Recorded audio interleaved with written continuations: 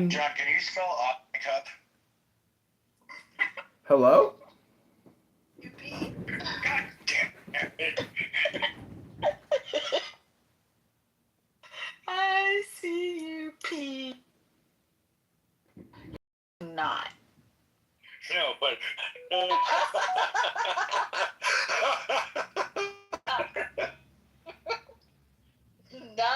No buts. Okay.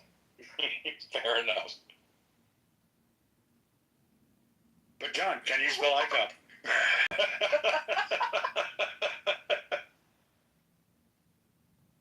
Oh boy. My goodness.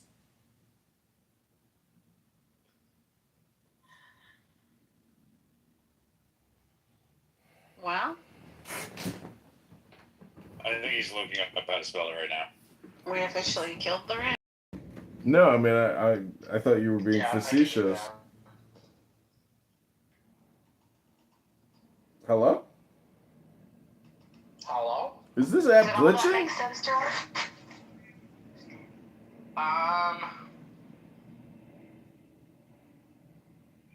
Maybe not one part of it. Okay. Do you have Matt Gates' number on speed dial, John? How'd you know? Oh. Well, I was wondering, when is he going to replace Kash Patel with Matt Gaetz? Because I don't know if you saw Kash Patel's post, press dinner party where Kash Patel was like, "We took control of the crime scene. We called in the crime investigators and immediately started for evidence." I was like, "What in the fuck? Like, this is so stupid." You know, like, he sounds so amateur, like it's his first time, like, running a crime scene. Get a job in customer service. Oh, I already run a nonprofit complaint department. You're participating in it right now. Hello? Yeah.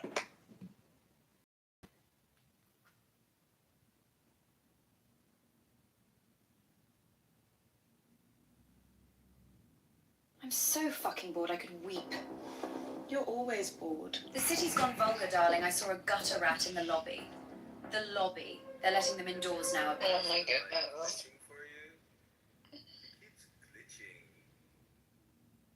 I'll tell you what, John, how big of a donation would it take?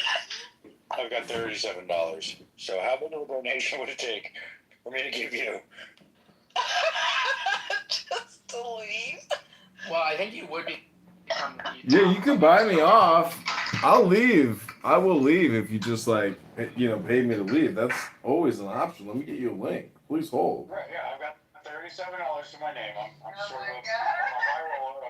I've got a lot of, I've got a little bit of cheddar. Austin has a lot of money. You could bilk him for more than that. So what are we talking about? Like 3-4 cents? What? Like how much? Oh, if you want me to leave, you gotta give me $10 at a minimum. You want almost a quarter of my wealth? Yeah. Just think of it. Think of how much I can give back to you for a lifetime. Oh, I give you 100x as a politician, no doubt. I mean, I'm gonna cut your property taxes day number 1. Have you seen my 3-day plan? 25% day 1. Boom. Probably just saved you another $3,000 a year. Hello?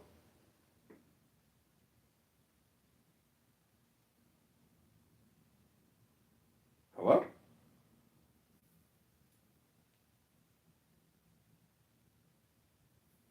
I don't know. It's very difficult to give a very specific answer. Rather, I say that when our founding fathers, and they weren't my father, but the founding fathers, nonetheless, they were thinking. They were smart. They didn't look like me, but them motherfuckers smart. They knew that people in time would try to change shit. They knew that because they knew how power is. Power corrupts. It don't have to be black or white. If you want to, That's why they gave us the law, Kenneth, the law. but power corrupts. So, to the extent that our founding fathers were smart, I give them credit for that, and they knew that shit. And as a lawyer, I've become aware over time of that fact. So, my sharing and my answer to that, and just to be profound specific, what was your question again? Because I want to land with that, because I know somebody else will say something. And I want to be specific to your answers. Kenneth, what did the founding fathers know about Islam that the woke left Democrats have forgotten today about Islam, Kenneth? The Muslims. Oh my God. Hello? It's not even a fucking thing. Well, they didn't forget nothing. Did you see how they situated the Washington? They made it. They knew about geometric universal law. They was aware. Them dudes was not dumb. They knew how to construct a fortress, is what you're saying. And I like black people, but some did like black people. But when it comes to even Islam, I forget, like, some of the founding fathers, they called them Mohammedans back then, and they would say, like, they were open to them as, of course, they're trying to have a country that was not as that was far more secular. But yes, I understand. Our first foreign battle was with Barbaria, where they basically they were jihadists that demanded. Yeah, we declared we don't pay terrorists. We don't pay ransom. Right, Hello? And then my last question to Kenneth was, did he feel like the progressives and far leftists were hijacking the Liberal Party? We've been hijacked because of the money, sis. Yeah, but look, hold on. I don't want you to talk to me for 5 minutes. Yes, Look, ma'am. I don't want to hog the stage. Money is a powerful motivator. It really is. But it's not the only motivator. People do a lot of things for a lot of different reasons. One of them is ideology. And if you consider that wokeism is a type of religion, it can be substantiated as such, people will sacrifice much for their religion. And what I'm seeing in our society as the leftists that are condoning political violence are quite willing to sacrifice conservatives on their altar. Well, what happens is that, and the unfortunate thing is that we see a lot of violence within scriptures, within the Bible. So it allows certain entities to feel that violence is okay. And it's within our right to do the things that we are doing because we have the power. And if we want to point to scriptures, then we can point to scriptures and say that we have the power. And that's why it exists. It's still more than money, and I think you reducing it to money is not being genuine, but I'll yield the mic to Pepe and other people who are less boring than I am that don't kill Let me especially when let me jump back in here. Real quick, Monica, you're not boring. Go ahead. Oh, Wallace, how you doing? How drunk are you, Wallace? All right, how many? No, I had two bouncers. I'm cool. All right. Kenneth, I gotta ask you, what do you think of Trump? Just gotta get that out of the way right now. Are you there, Kenneth? Maybe stick your water break. He's doing lawyers.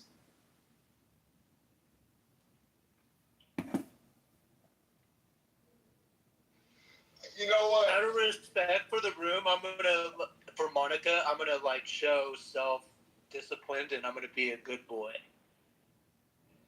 Well, first of all, I love Trump.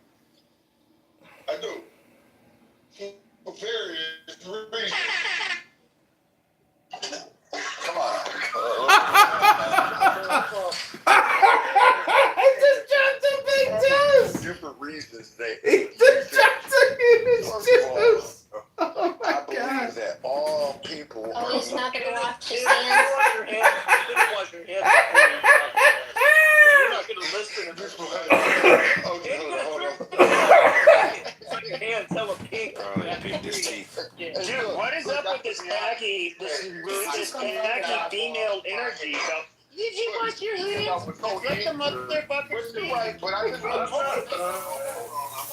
honest person. I'm a very honest person. Let him go. Dude, like none of you guys have gone out into the woods and told me you didn't wash your hands. You guys piss behind a tree, or if you're in the city at the club, you're pissing on the side wall of the club. You know you ain't washing your hands in there. Spare me with this fucking cleanliness, guys. You guys will fucking scratch your asses. Put your fingers to your nose and to see if it's fucking stink. Shut up about that. So guess what? So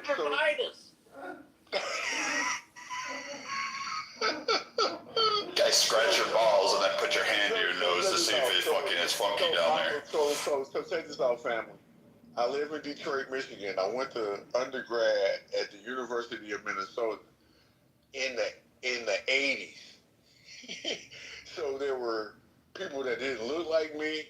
That I was the first. Dude, you were in the whitest state at the whitest time in the whitest part of the fucking world. Kitover. Yeah. 1988 from 1993. Dude, that's like the whitest. From Minnesota.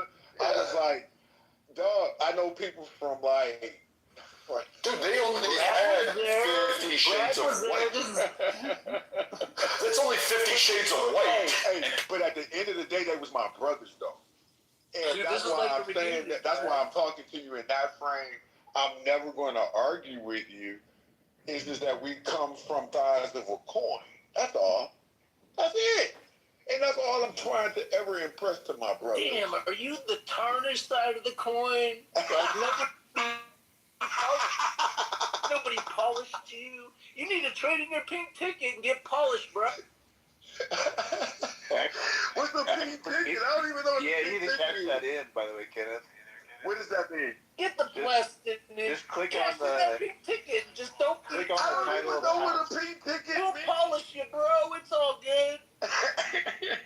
Click on the title of the house up here, the President Trump, and just hit join. Yeah.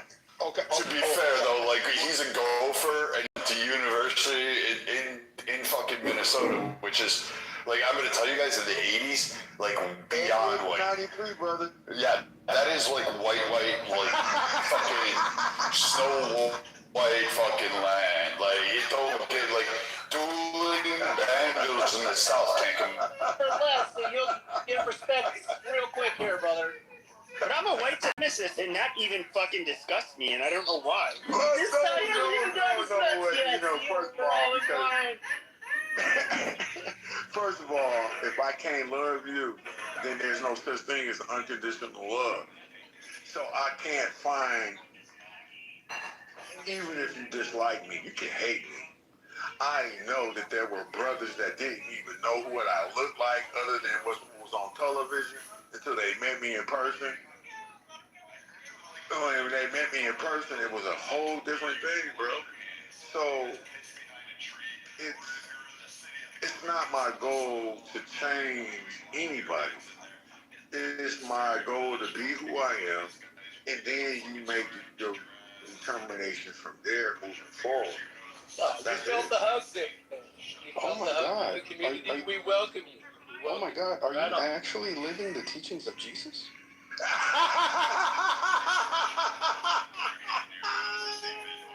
Dude, he's part of the Flabbergasted. bro. This is perfect. Let's Well, go. that is the thing, though. This is where I would get into it with, like, I didn't say I was Yeshua.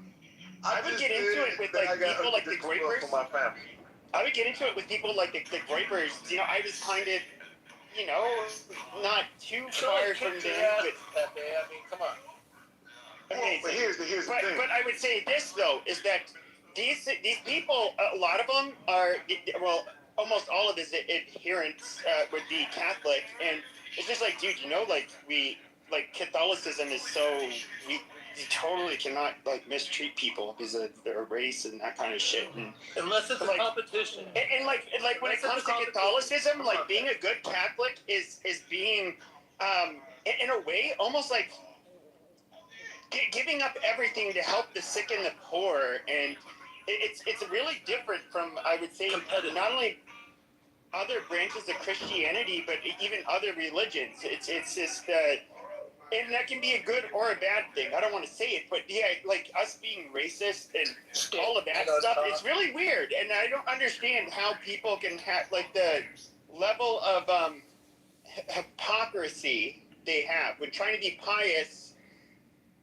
while being racist, while using a religion that would disavow the racism. It just doesn't make sense. Well, that's privilege, Pepe. You know privilege. Over like 5 years on Clubhouse, we all know what privilege is. It comes in multi-colors and multi...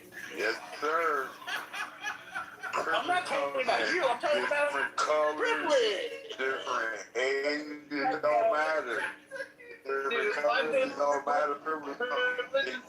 My favorite privilege is the black privilege. Oh man, we're gonna shut this.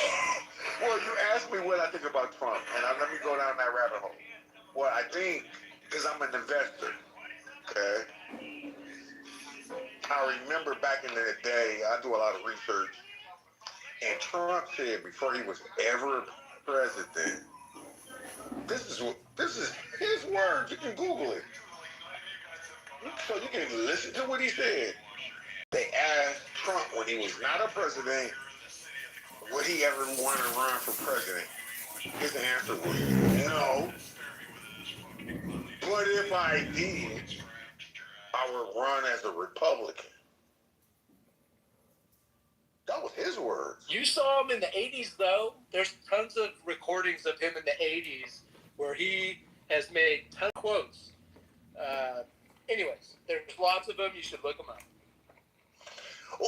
All I'm saying is, he was aware. I got one in my bio, and it's so relevant. You should check out my bio. Yeah. Well, but he knew that he could manipulate. And he knew that he had money. And people knew that. And that's why he was popular. Yeah, I'm not saying too many words other than that. What they're gonna do, we just kind of got there. They had to tell him in the 70s. Well, he utilized what we have the awareness of, which is television.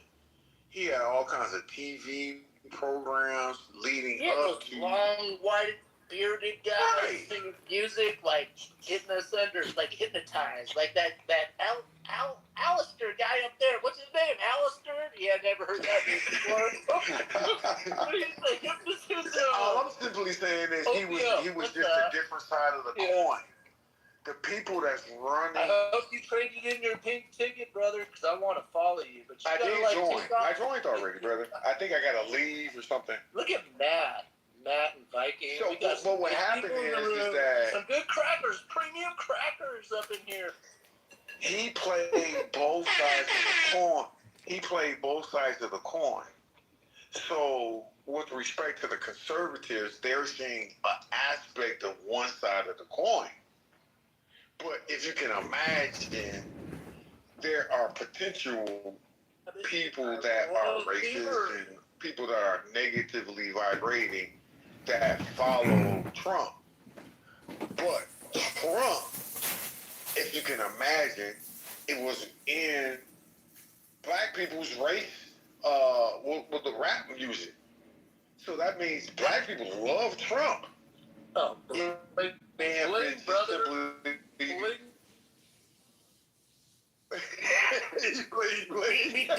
are some very Negroistic characteristics of Trump, but I need to ask you one question. I'm dead fucking serious. Wipe that goddamn black grin off your fucking face, because I have a serious question. Okay, I will kick you out of the fucking room. Now, you made him smile. Now, when we break bread together, okay, and somebody brings a potato salad with raisins in it, what do you think of that? I'm listening, brother. Is that good or is that bad? Well, You asked a great question, fam. So, when I went to the University of Minnesota, I had a good friend of mine. His name was Paul Koenig. Okay.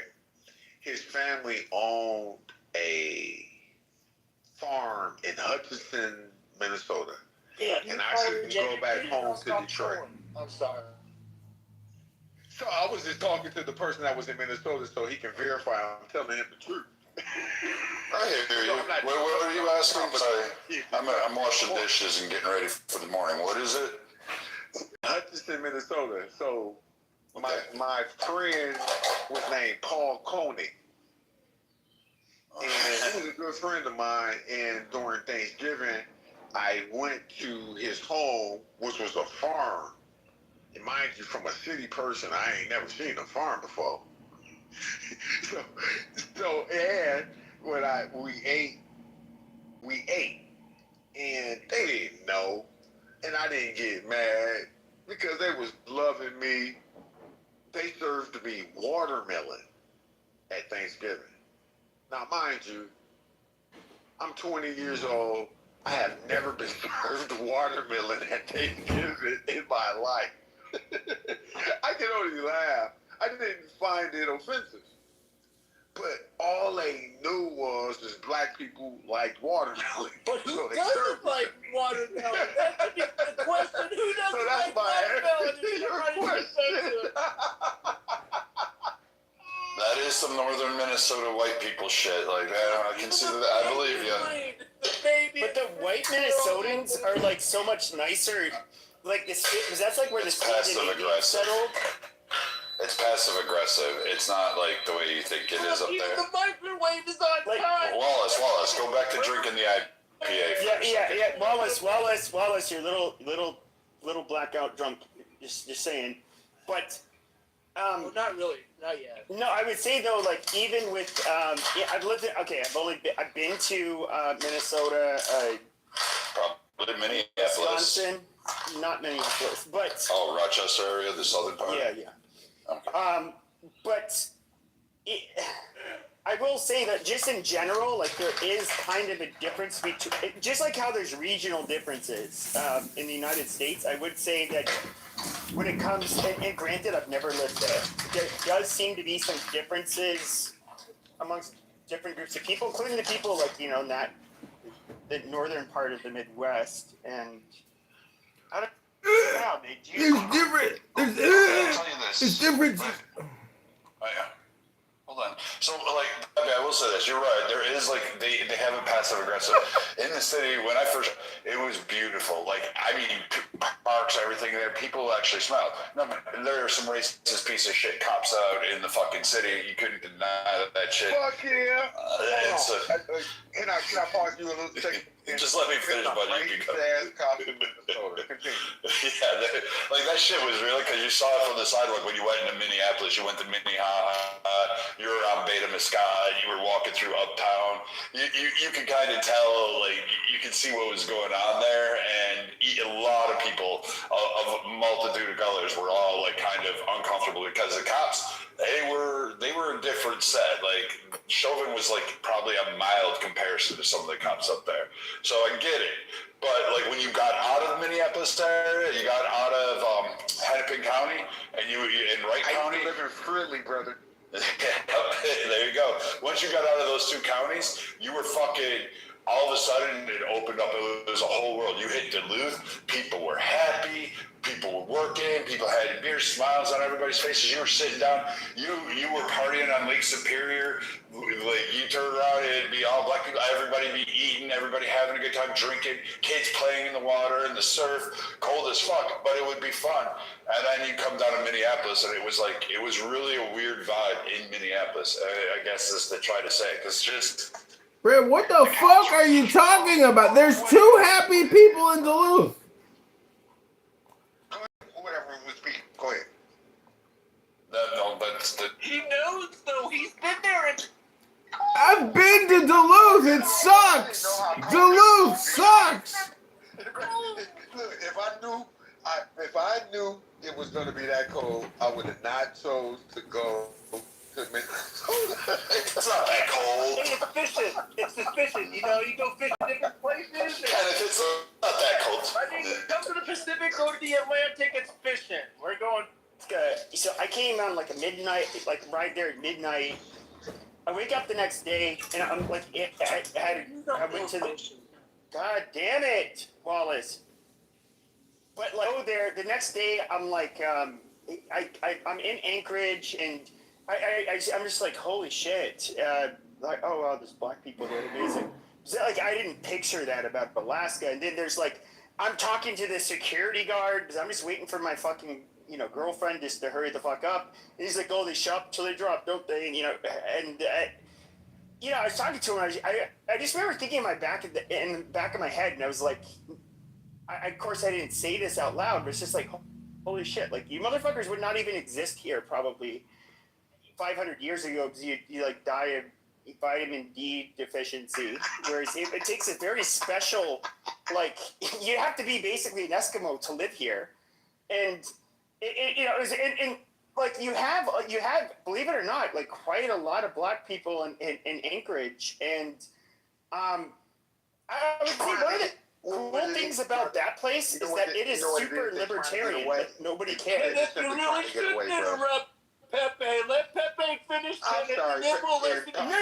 The only thing I was going to say is that was one of my, even though I did not like the climate, it was perhaps, somebody who grew up in Arizona, you can probably understand why I didn't like the climate, but I would say the people there were probably the coolest I've ever met. Just super libertarian in a way where it's like you have boundaries you don't cross, but you kind of just let people be. It's a really cool place. Up and down Pepe in the state. Kenneth, I bet you missed those hot dishes, though. I bet you missed it. I bet you missed that. and those Juicy Lucy's, I bet you missed those. Those were good, man. The best What is a Juicy Lucy? Whoever said Juicy Lucy. Pepe's a goose. We just don't know what You know who's in Minnesota? No, you just lost that. So if you're in Minnesota, just order yourself a Juicy Lucy, and you'll figure out what it is, and you'll enjoy it. You'll think. I'm gonna have to look it up now. This is bullshit. What's a Juicy Lucy, bro? You didn't know? You didn't have one? No. Oh man! All right, I'll tell you. Right? He's still. No, it's like a So burger. good. I just looked it up. Yeah, I told you. And it's stuffed. It's stuffed all on the inside. What restaurant? What restaurant? All over. They're served all over. What? Yes! I'm gonna have to call my boys and be out. No, it's a type of dish. Capitalism is lost, family. This is why everything is great in America.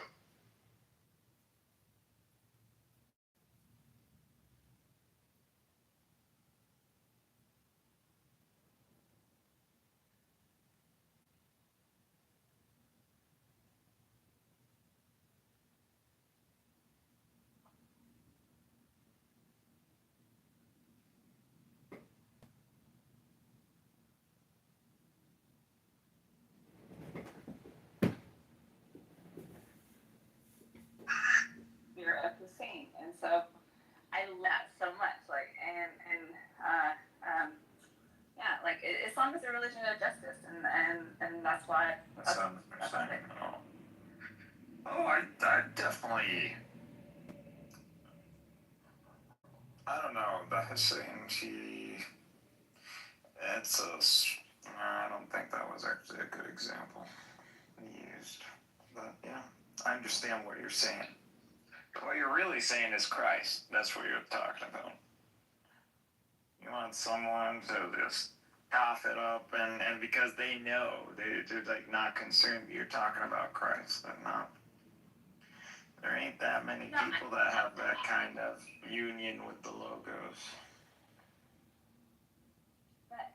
I think the closer I get to understanding it, the more I don't even. God is huge. way bigger than you.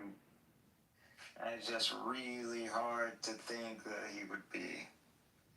How much of the very huge universe expanding at rates that are like faster than light. It's like an embedded frequency. Market.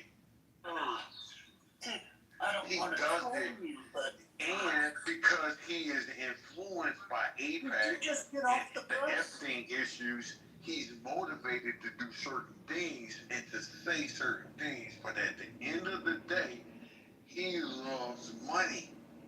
That's why. What other president added an extra section to the White House? But it's part of it. You gotta love it because it's part of it. It's kind of sad, but yeah, you gotta love it. For power and money, would you personally, would you trade it all just to have it all? Give it all to have it all. Would you do that? Not me, because I know money you can't take with you. We call it death. So take it while you can. Is that your mentality? For me, no. Trump, I think yes. Yeah, I would.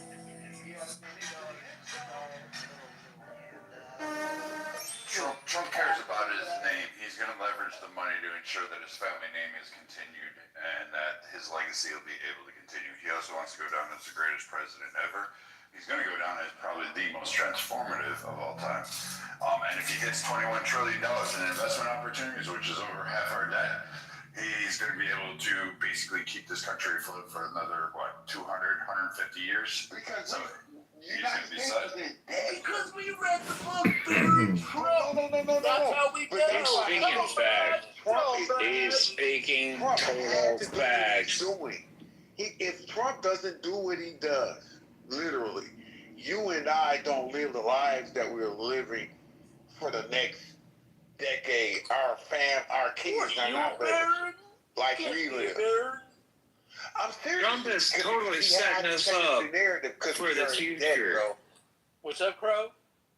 Trump is totally setting us up for the future. Hey, Kenneth. Hey, Kenneth. Pay attention. That's what he's doing. Really quick, we're gonna He's setting everybody up for the future. And that's what's going on. Well, I wanted to clear the space so you could actually start from the beginning.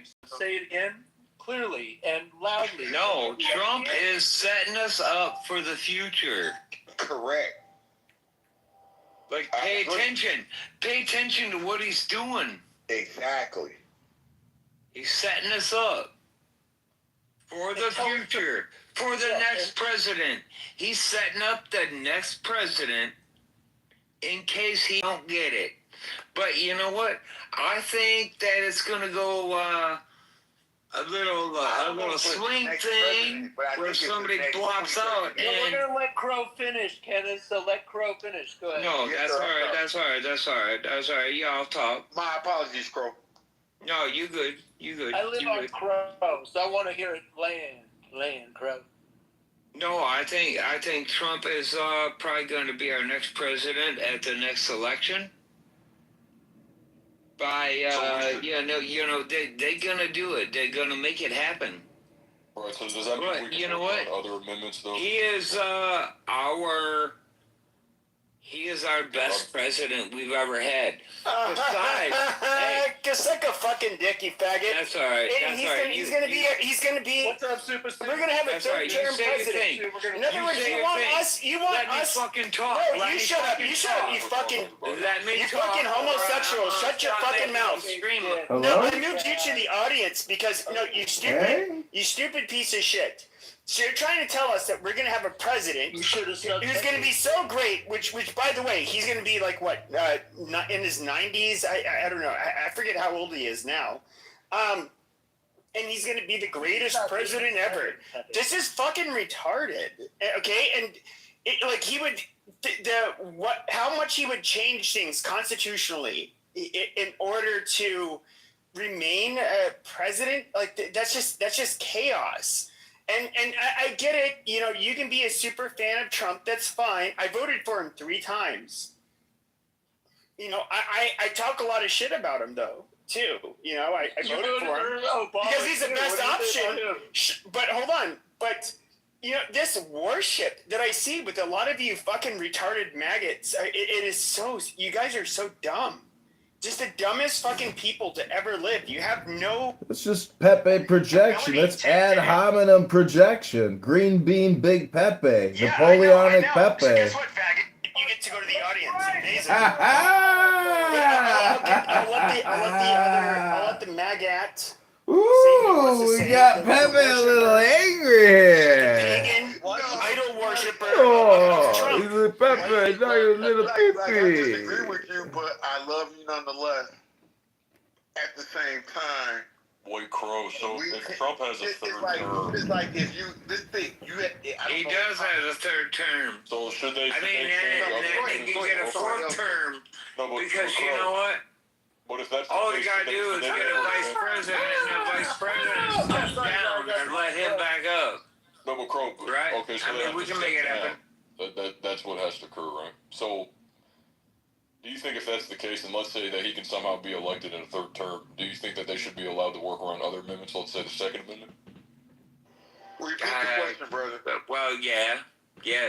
So what if only Trump's third term, and then 6 years later, when there's a Democrat in office, they totally take away guns, for example, and they cancel the Second It's one of those Looney Tune crap. Yeah, well, the problem is the Democrat office needs to just step aside because the Republicans are holding it down. If you go back in the day, answer the fucking question. You didn't answer the fucking question. You got the troglodyte. You smooth brain fucking troglodyte. You shut your fucking mouth, you piece of shit. No, you low IQ piece of shit. You need to. No, this is the question. Solid. He's like fucking not charging me with this fucking new charge, and I'm over here. I'm like, you took my $30,000 check. Like, false alarm! I found it, guys. Don't worry. It's right over here next to this Beth Taco. Del Taco. That's a good idea. Del Taco is fucking good. Love it. Almost. I mean, I could make that. I could make it to the Chinese place. I could make it to the Chinese. Yeah. I can. My keys.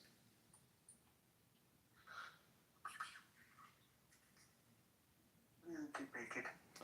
So, Lumi, I'm wondering, Lumi, have you ever studied the 2 Barbary Wars that the U.S. inflicted on Tripoli in the 1800s? What? Hello? What? Hello? I'm asking you, do you know about U.S. history in regards to Islamic piracy? Hello? Yeah. From what? To Tripoli. Yeah. There were 2 Barbary Wars, and the U.S. government refused to pay tribute, but they did pay ransom. They ended up paying tribute. Well, they wanted to legally call it ransom and not tribute because they found it to be ridiculous that they would have to abide by the Mohammedan constitution. Well, the point is, they fucking went over there and kicked some ass, and they actually took a whole city. And the guy that took the city was upset that the U.S. brokered a peace deal when he wanted them to release all the hostages with no money. And we paid $60,000 in 1800. $60,000?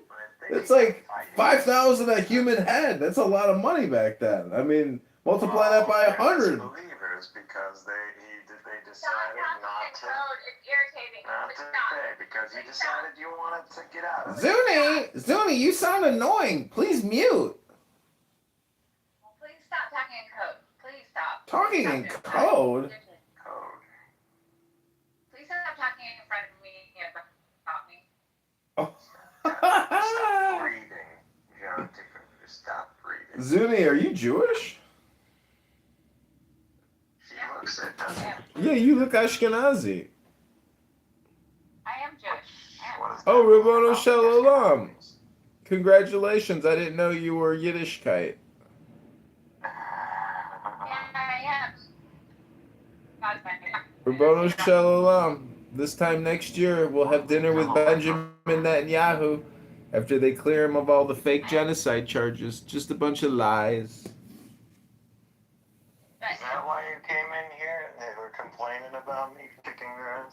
But can you guys stop talking about me in front of me and this like I'm so sick of it. You guys have been on so long. Please stop and gaslight nothing. Alumi, I heard a rumor today that they're saying there's more Hamas fighters now in Gaza Strip than before they started the war. Since you would appoint me as your king. Well, you're just a cartoon, though. That's what you don't Not any understand. sense, and I would make your lines into a paradise. But with a clubhouse cheap, instead of unifying around a person, any animal, every animal in the freaking animal kingdom finds an alpha. Mm-hmm. Find a leader of the pack. Well, they organize into hierarchies. Yeah. No, they don't. Not necessarily. Have you ever seen birds? Have you seen how birds operate? They're like the alpha predators of society. Birds don't give a fuck. They will kill and eat and fly and fuck. They don't give a fuck. They're free. Birds are more like drones than they are freaking Why do you guys talk about living things like. Oh my god, Zuni. Zip it, Zuni. Zuni, zip I it. still don't know how birds work, by the way. What do you know that I don't know? It's nothing. We're in a book club. You see my PTR? I read that book today. You ever read a book like that? Hello? Yeah. Bet you didn't. Bet you ain't read a book in years. Years. Hello? What are you talking about? Why do you guys talk about me in front of me? What do you guys know that I don't know? We know some secrets. That I don't know. We know some secrets that you don't know. Sunni, they were like, why does the whole world know something that I don't know? Because you're not reading enough good books, Zuni. We've got really good axioms and aphorisms that have increased our intelligence. We're like the next stage of human psychological evolution. Hello? Yeah, but like everywhere I go, it doesn't matter. Like, and I'm not just talking about online. No matter where I go in the world. Well, what about it? It's like the whole thing is like orchestrated. No matter where I go, and like I try to test it. Got these new combat boots. I try to test it too. So I try to test it too because I thought it's like I try to build a profile. Like say if you were looking for a criminal, right? You would have a profile, right? This person's like this, person's like that. I cannot get a profile because it doesn't matter if it's online, real world, over here, down the street, another state away. It's like, how the fuck is this all orchestrating? Yeah. Well, see, the thing about life is there's so many, there is an infinite number of variables because it just extends out into the universe. And the thing that I heard about life is that it is based on the principles of random chance. Randomness is the law. I'm being real, so you're just gonna troll me like don't even answer. This is a real case. This is a real answer. This is what I read in a book on theses. How the fuck is all this being orchestrated? Because it's all based on randomness, and so that's the secret. Meaning that once you realize that the whole thing is random, that's secretly joy. Because it's random. If it wasn't random, it wouldn't be joyful. How are my thoughts not secret? Your thoughts are not secret. Your thoughts are universal. Hello? Right. How's that working? I don't know. Go outside. Look at the moon. Get a magnifying glass or a telescope, and microscope. Not a microscope. Yeah, a telescope, and just look at the face of the moon. And just know that the deepest crater on the face that you can see goes into the moon 8 miles. Now just imagine standing at the edge of the precipice of a cliff that goes down 8 miles and you're on the moon. You know, hello? Hello? My dog said hello too. Fix any laptops today? Illumi? I'm working on a printer. You're fixing a printer? Wow. What a waste of time. The one for for my shed. It's a $600 printer. Is that how? Well, what were you? Is a customer's printer or something you were using it to print shit? It's one of those that, wholesale. It's just broken slightly, and so you can't really sell it with all the rest. So what do you do with it? Well, you just go buy one from Amazon, switch around the little parts, and then you send it back. They have these new ink. What do I do with the one in my shed, Mikhail? What does that mean? What do I do with the one that was left there? Oh, just Why do you lose it? throw it in the garbage. Throw it in the garbage. Wait, I don't know why you left that printer there. So Why would you throw something of value in the garbage? Because these printers, honest to God, like if they're in a box, put them online. If you don't need a printer, you can sell it, if yeah. they're broken, find a replacement. So Zuni, has Of Illumi? all these corporations that are not paying taxes, that are just hanging out insurance products for free for you to come. Return policy. So Illumi, what do you think about Freemasonry, global Freemasonry? How much are they paying? I mean, they've got billions of dollars, I assume, in their. Where do we sign up right now? You can go sign up. You go find some Freemason lodge in your area and go join them. Pay me if I sign up. No, you gotta pay them. Duh. What do I have? No, that sounds like a Ponzi scheme right there. Exactly. But what I'm trying to say is, if you look at them, it's too highlighted. It's too talked about. Things that are actually useful and done in secret are not this fucking popular. So what? well, you still have to look at it. Freemasonry. There's What's really going on history. is not Freemasonry. Oh, really? You're so sure about that? Because I have history books on Freemasonry, and it's global, and it's the Europeans, and a lot of it is political. So there is a political, historical, It's a placebo effect. These people think, oh yeah, look at us, we're over here. What's that? It's not placebo. These are networks. These are communication networks, and to say that they didn't do anything is stupid. And if you think that the books that I have are just stupid, well, I would just ask, what was the last book you read? Hello? The last book I read is Hello? Quran. Say the Quran. See, every Muslim can just say the Quran on that question. No. It's actually to be with the believer. Not the best book in the world, so you can't. It's not. It's not the best book in the world. No, it's not. Definitely not. Just can't read it, bro. How can you judge a book that you can't read, man? Bro, I got it. It's not the best book. I'm looking at 1,000 books. I can rank it. You haven't read the Quran. You read the translation of the Yeah. Quran, my friend. I got it, my friend. Okay, Zuni. Sorry, Zuni was trying. You're interrupting Zuni. Be a gentleman. Let this woman speak. Until you read it in Greek, I know you want to troll. I know you want to troll here, Alistair, but I'm the benefit. Troll? How dare you project troll onto me? You're a troll. Okay. Well, I'm gonna give you the benefit of the doubt. But anyways, the last book I read was Muhammad is a Believer's Fred Donner. I ordered this book. I have it in my hands right now. Awesome. What did you learn? What have you learned? Give us an extract. So when it this guy's take on Islam is much more, which is kind of odd. He's not Muslim or anything. He's like a white guy, but he has a whole other take on like who were the believers in Islam. Right? Like, it wasn't this very rigid type of Islam that you see nowadays. You know. It was more like a believer could have been like a Christian or a Jew or it wasn't just like someone who necessarily does the 5 daily prayers of Shahada, etc.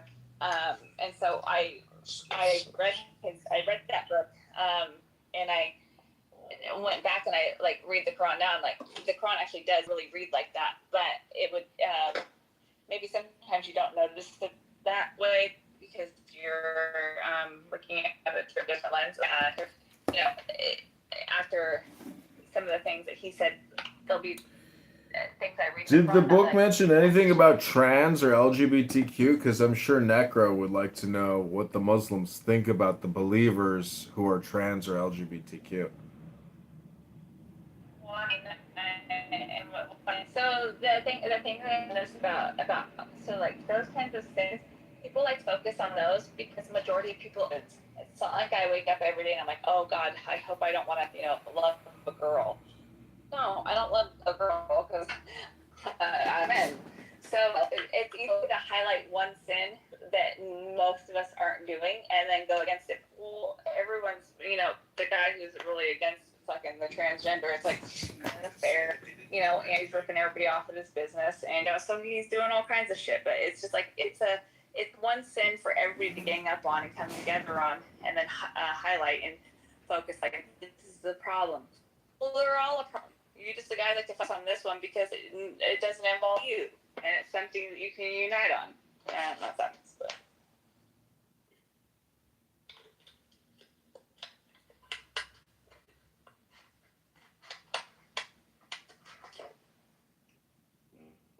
It's innocent.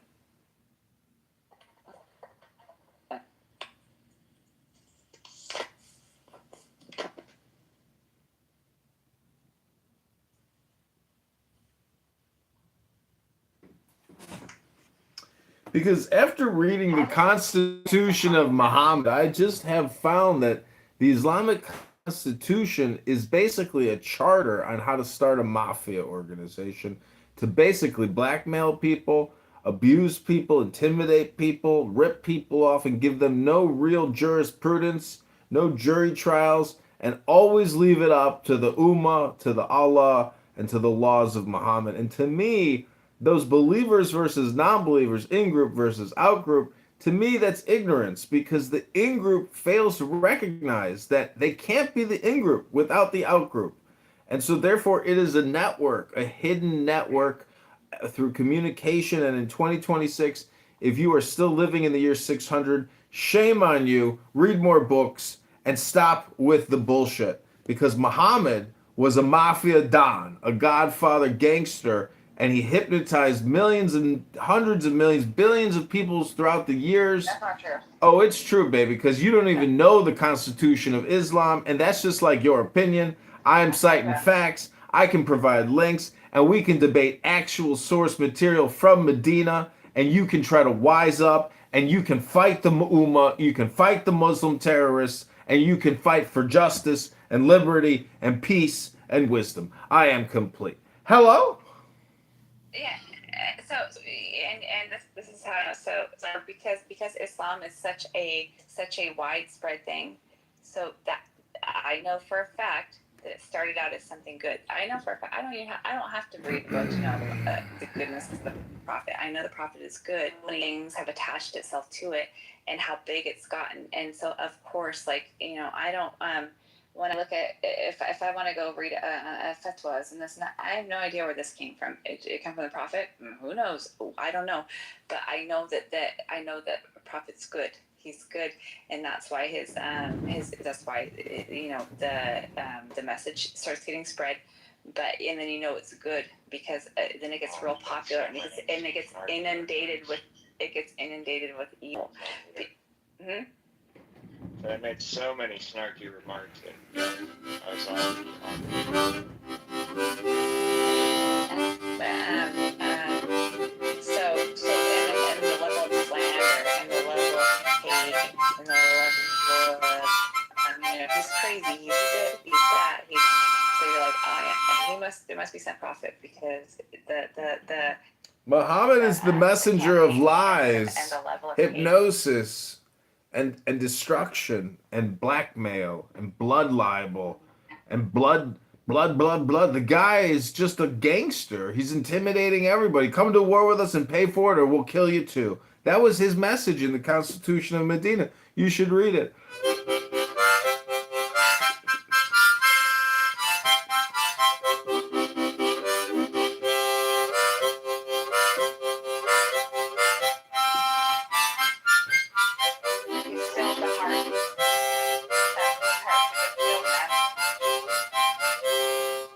You need to go to law school so you can learn how to read, apparently. It's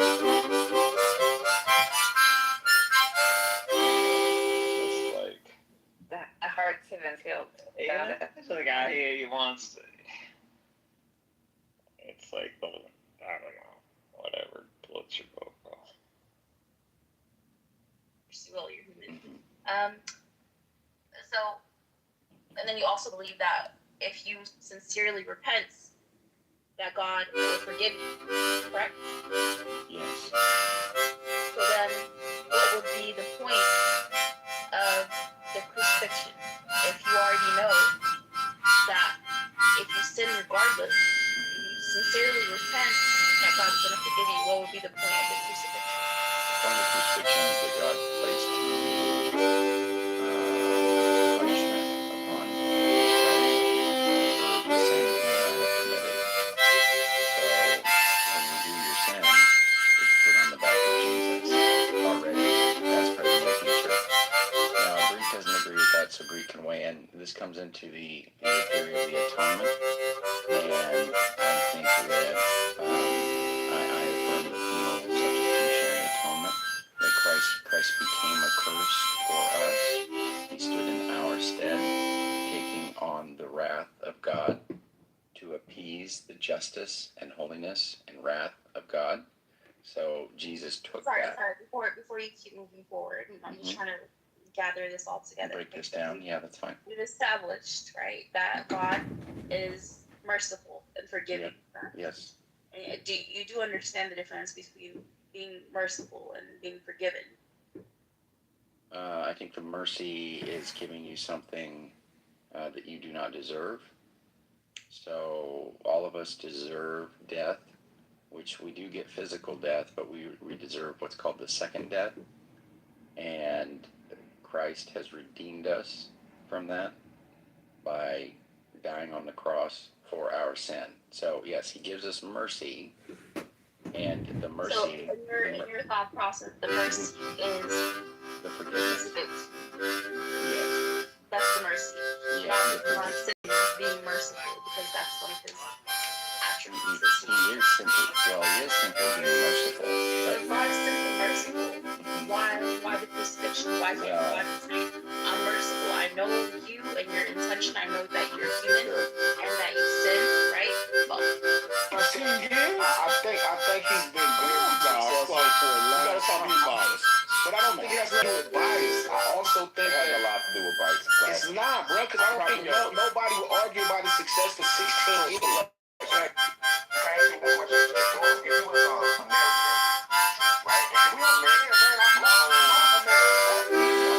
No, I think it had a lot to do with it because it have nothing to do with that. If rap was underground right in the it wouldn't be it.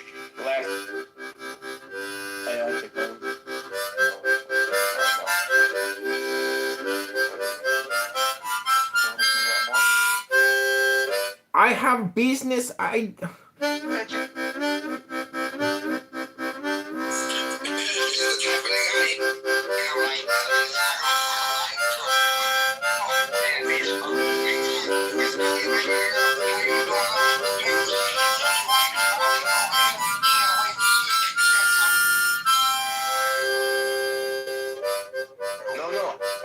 not. Listen. Navar, we're conversing. I think the H wanted to say something. Yeah, man. I'm back.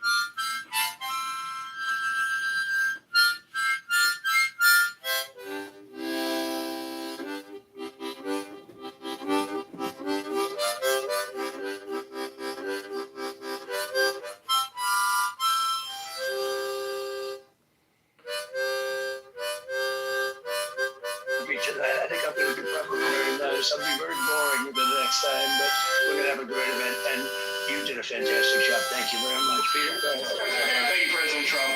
There's a report in the New York Post that his assailant assembled his weapon somewhere on site at the hotel. What do you think about that? And I ask respectfully, why do you think this keeps happening to you? Well, you know, I've studied assassinations, and interesting question, right? Why do you think this came?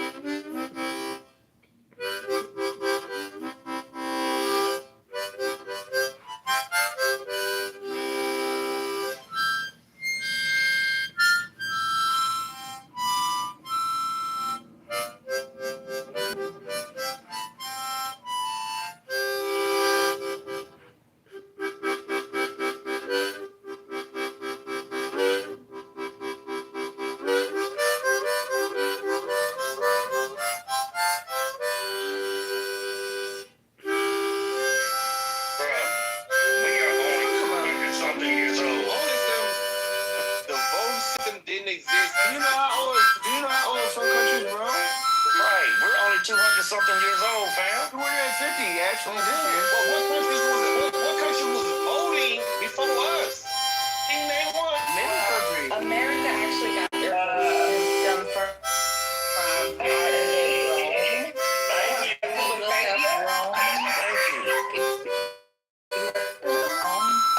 yeah. Okay then, so you understand where their system is coming from. And then I'm gonna put her name in the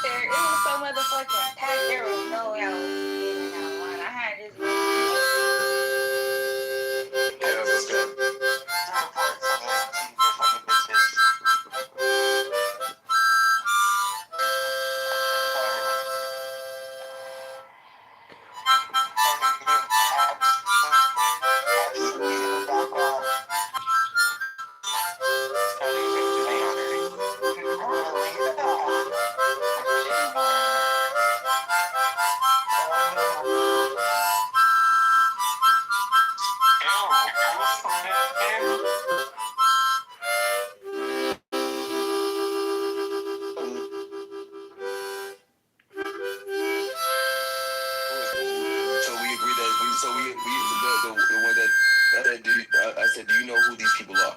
And you said no, I don't. Who are these? So so people that you don't know. I mean, so you're basically, like you said, That's being emphasized back here in this section. And so again, right here, we're not doing that.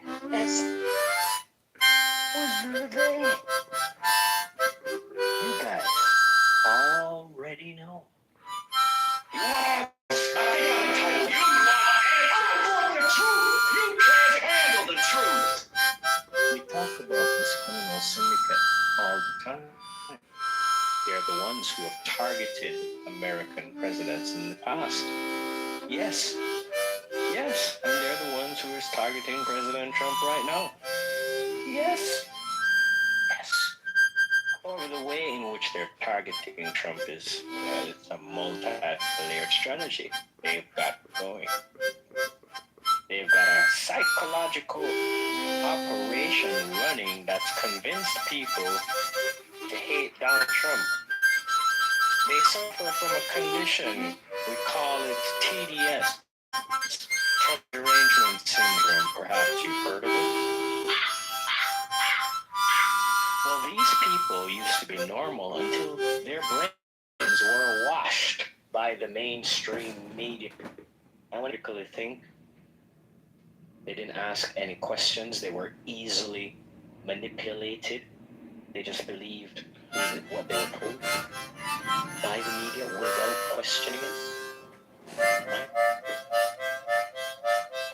And those same mainstream media sources that we've now learned that they've been lying to us all about a number of issues, those are the same mainstream media sources that the people who suffer from TDS, they believe what is coming from those channels. And they're being conditioned into violent behavior.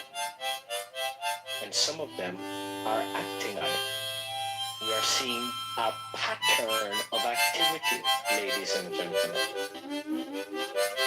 So yeah, they're targeting Trump with a lot of different ways. They have an entire psyop going, incentivizing people to be violent, to target MAGA supporters. They have an whole psyop going on that Trump is apparently a king. Well, if Trump is a king, how come you guys are allowed to protest that he is, that you don't want to be a king?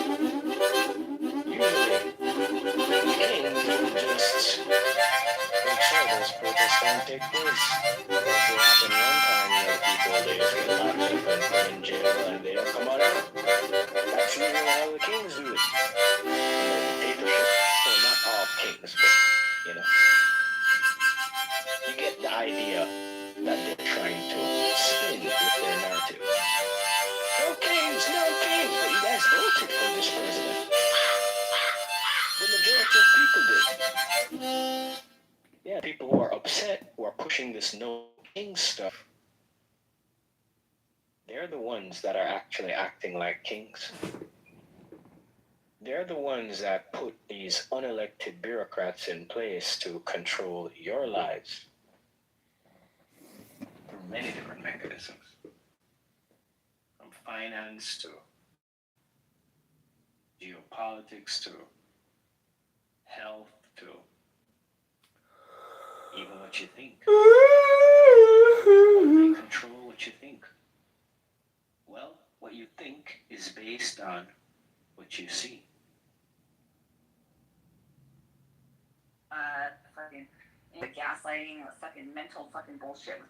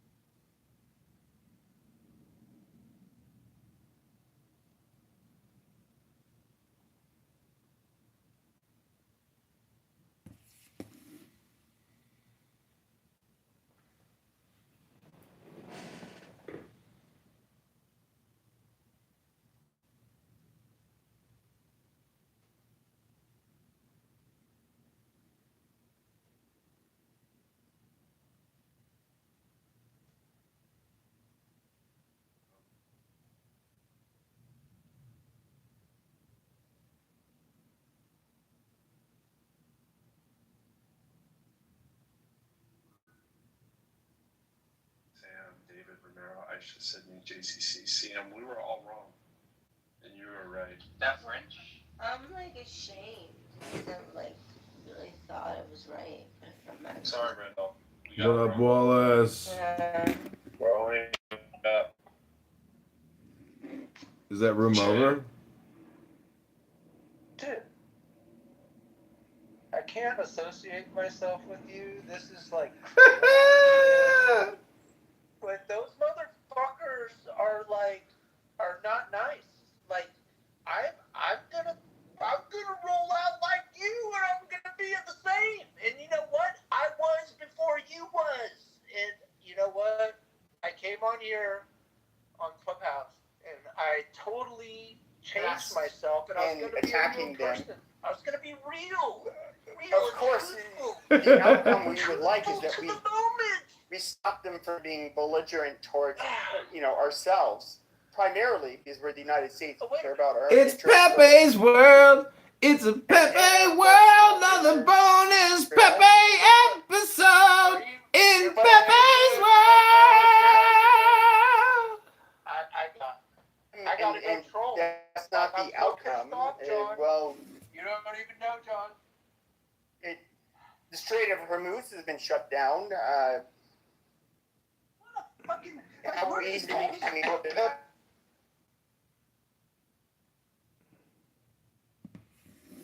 All right, everybody, welcome back to another exciting episode in the Progressive Movement House.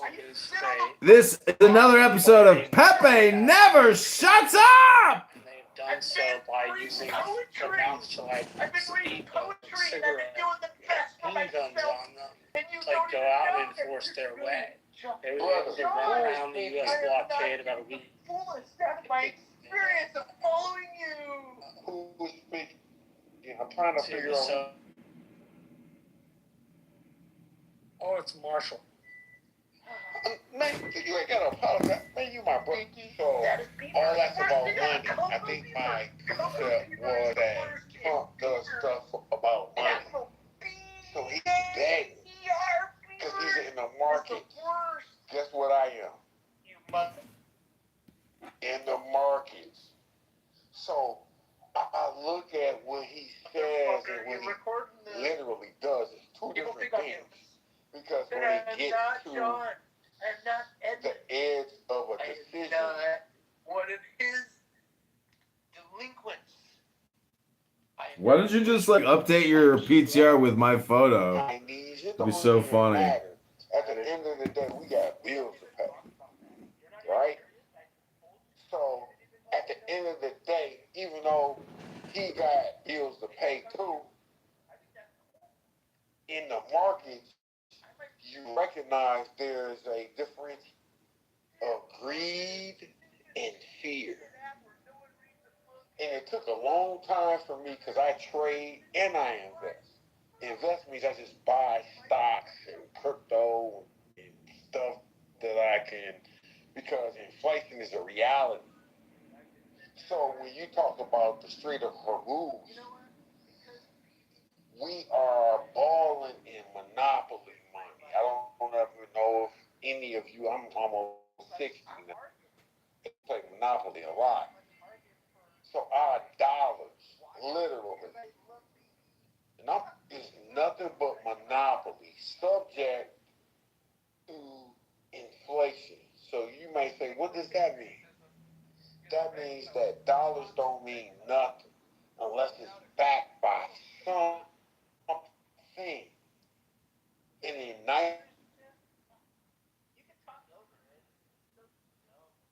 does the dollar stand for? Oil. So why oil? Well, because before Saudi Arabia was Arabia. Saudi.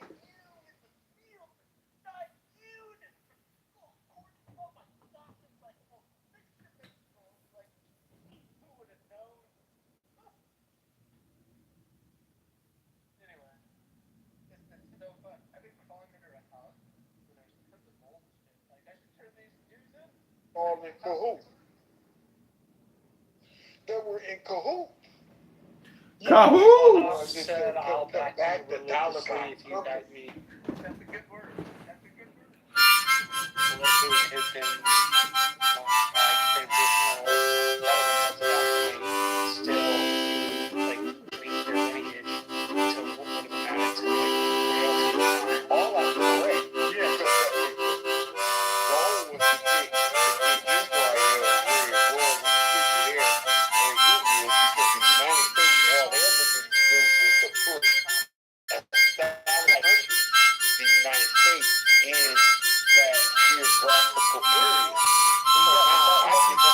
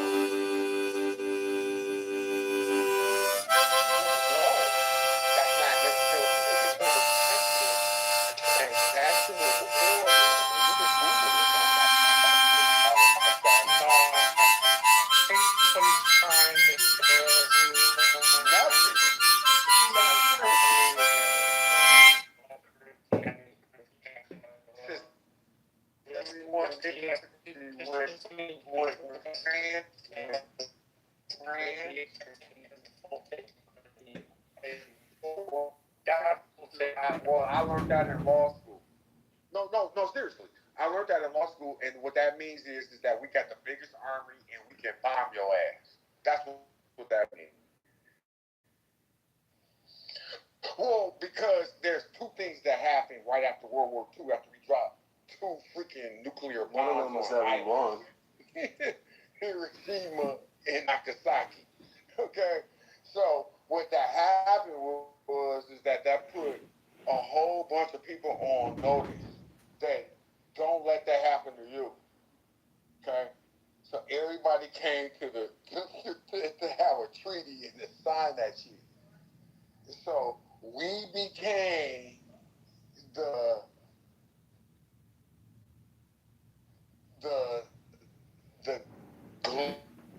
glory at the time because we dropped a bomb.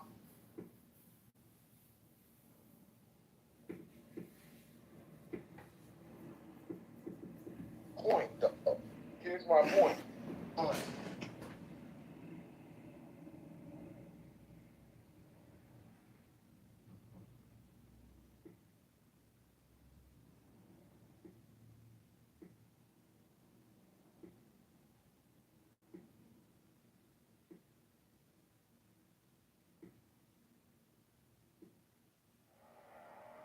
Mine is the head of the man, and my insight is keen as the hawk's. By my head I invoke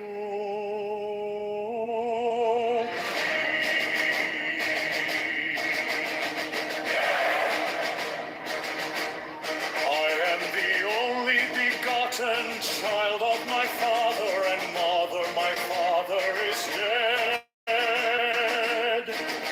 My mother bore me with labor and pain and fear. By my body I invoke thee. About me shine the diamonds of radiance white and pure. By their brightness I invoke thee. Mine is the red triangle, reverse the sign, given on the sacred key of thee, O Lord. By the Lamb I invoke thee. Mine is the garment of light,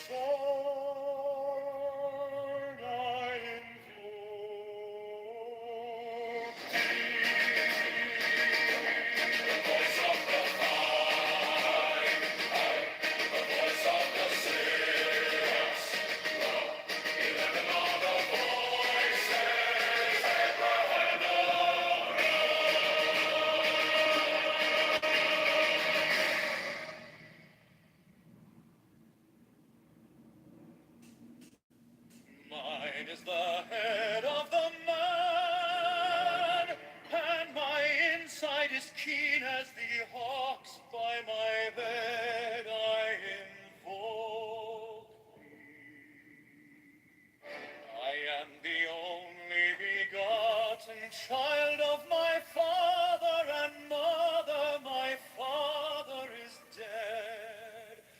My mother bore me with labor and pain and fear.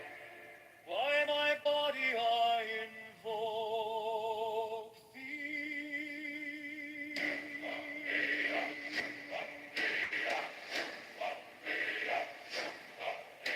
About me shine the diamonds of radiance, white and pure. By their brightness I invoke thee. Mine is the red triangle, reverse the sign given of none, save it thee, O Lord. By the Laman I invoke thee. Mine is the garment of white, sewn with gold, the flashing of day that I wear. By my robe I invoke thee. Mine is the sign of Apophis and Typhoon. By the sign I invoke thee. Mine is the turban of white and gold, and mine the blue figure of the intermediate. By my crown I invoke thee. My fingers tremble on the beat of earth, so run I after thee in thy car of glory. By my fingers I invoke thee. Find there the wand of double power in the voice of the Master. Abracadabra. By the word I invoke thee. I know the dark blue waves of music in the song that I made a whole to invoke thee. Strike the master chord, draw the flaming sword, child and conquering Lord, Horus Avenger.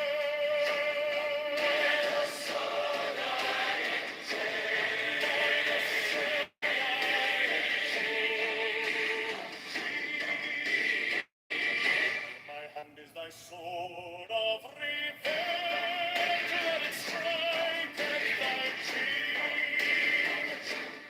By the sword I invoke thee. Voice of the 5, the voice of the 6, 11 are the voices. Abracadabra.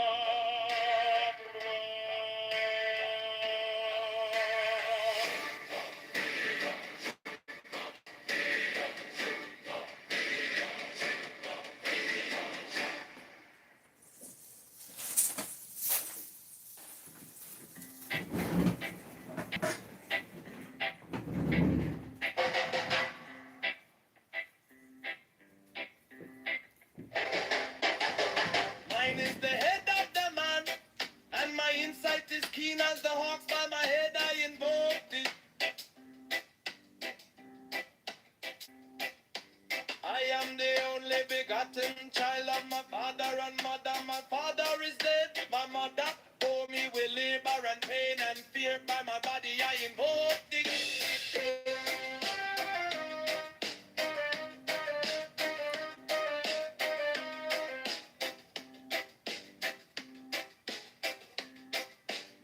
About me shine the diamonds of radiance, white and pure. By their brightness I invoke thee. Mine is the red triangle, reverse the sign given of none. Save it be of thee, O Lord. By the Lamb and I invoke thee.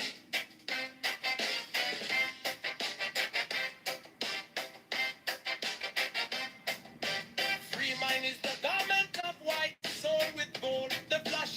tie that I wear by my robe, I invoke thee.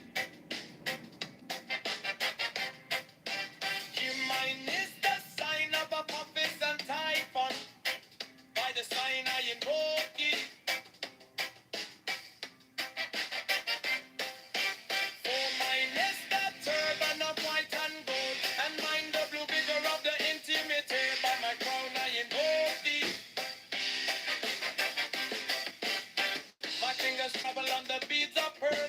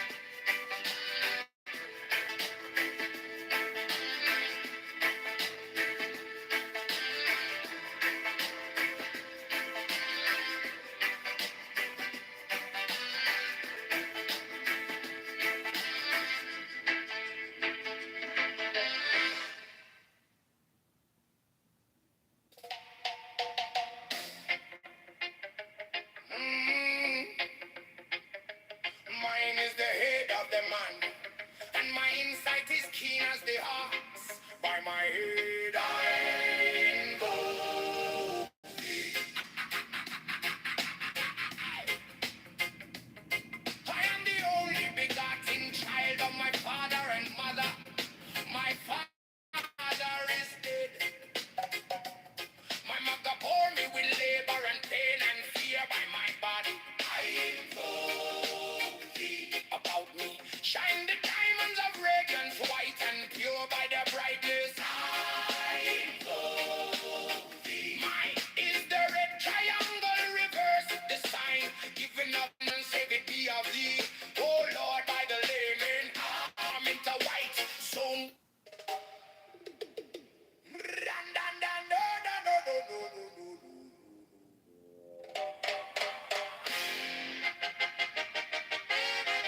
Mine is the head of the man, and my insight is keen as the ox. By my head, I invoke thee.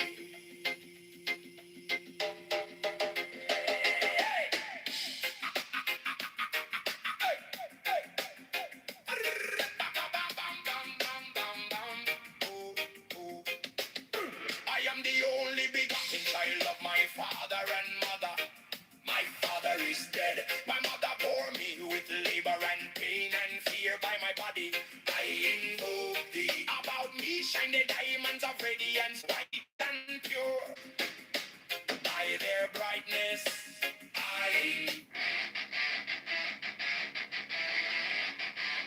mine is the head of the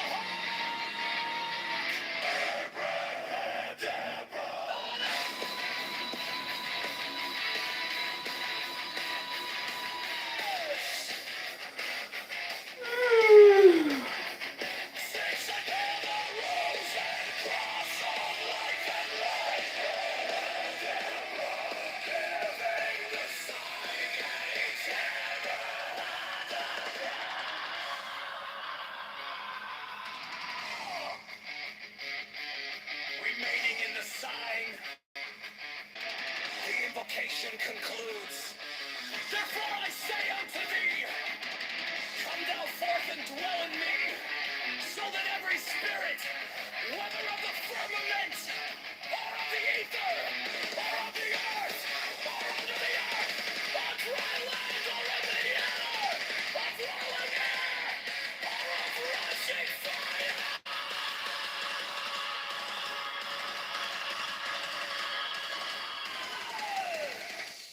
and every spell and scourge of God, the vast one might be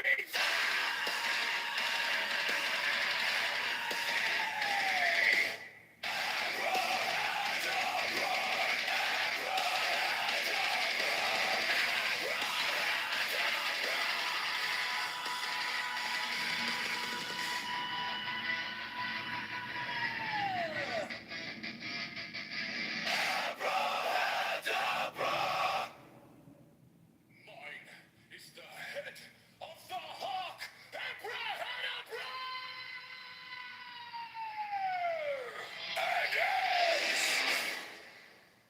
I bear the rose and cross of life and love.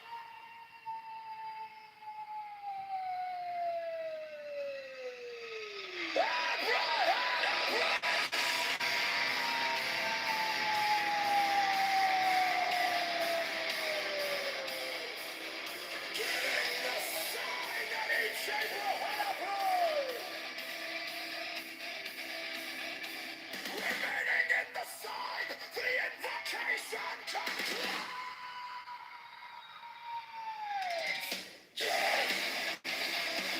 Therefore I say unto thee,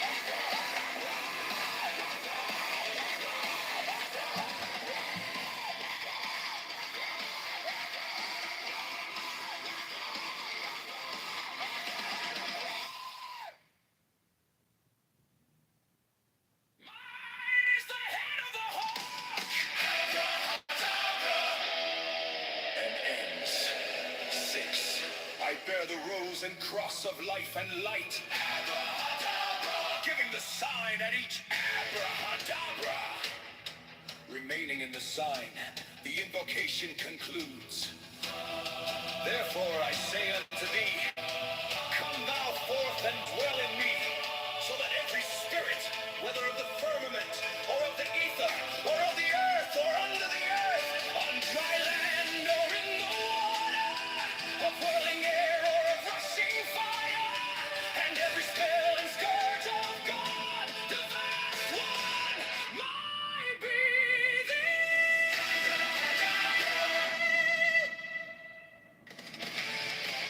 mine is the head of the hawk, abrahadabra, and ends.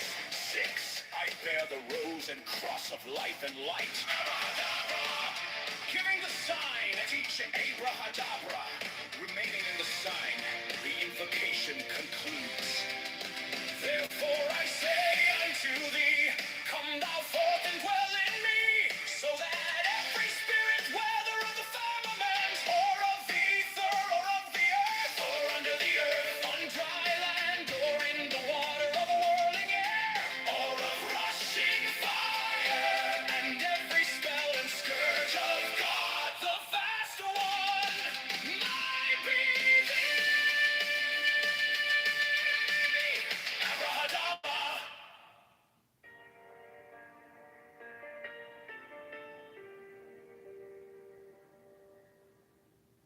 You came like dawn in my hands, soft but stronger than I knew.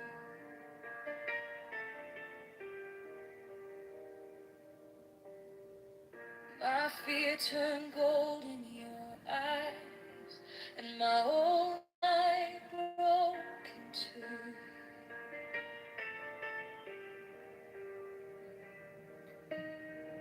I was lost in the noise, now I'm learning how to stay close to your quiet light in the middle of the day. Stop thinking, let it fall. Take the deepest breath of them all. Hold it close. Don't run from the feeling. One more second. You can start believing. Wisdom of God. Now it's joy. Wisdom of God. Now it's love. Wisdom of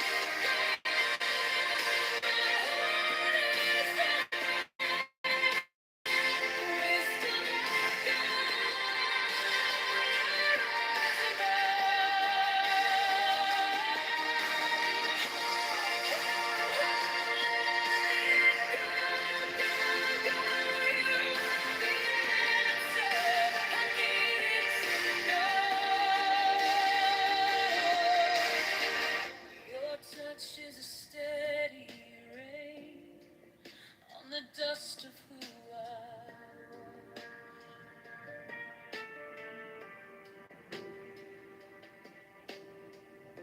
Every wound gets named and it fades in the hush.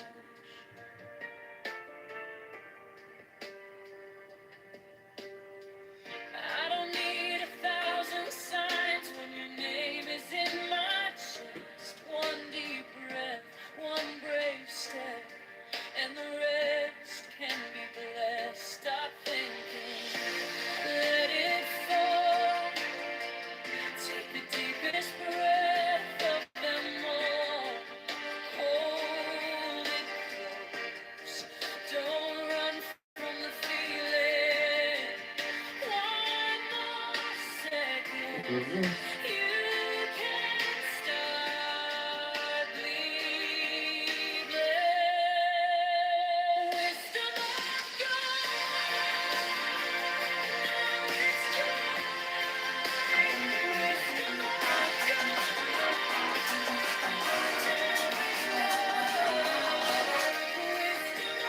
God.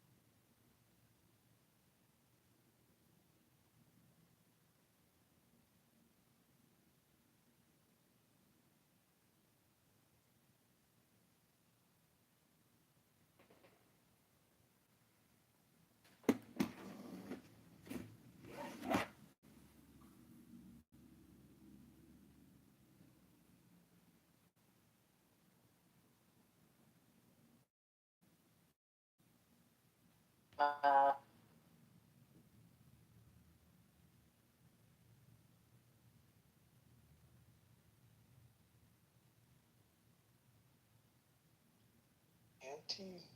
like me is not well to the stage at.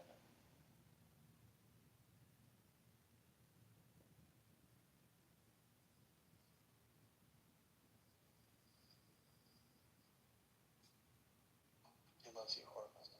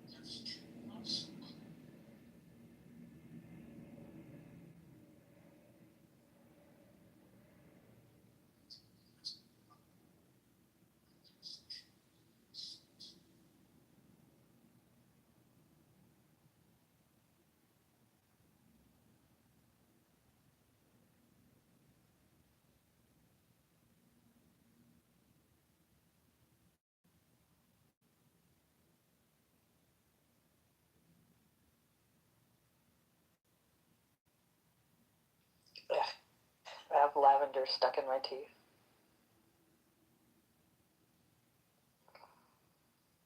Who leaves actual lavender blossoms in a fucking damn?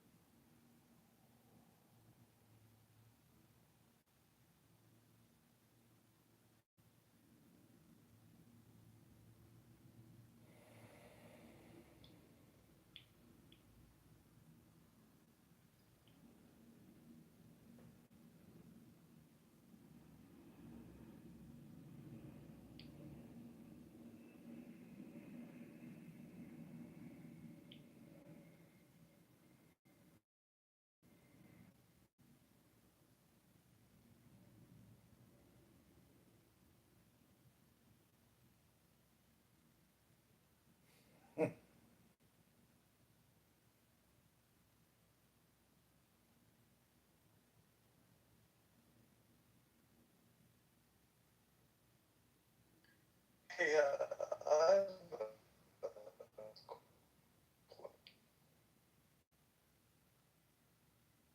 you know, I was thinking.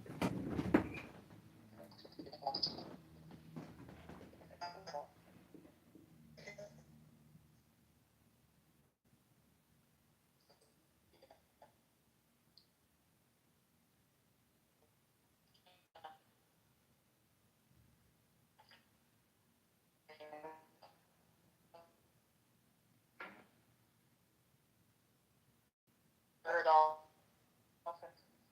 Yeah, I would. I'm not that close to her, really. But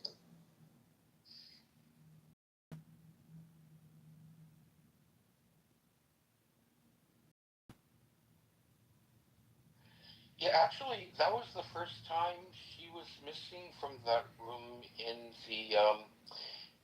the year 9 months. I've been dipping in and out of that room, and nothing was said.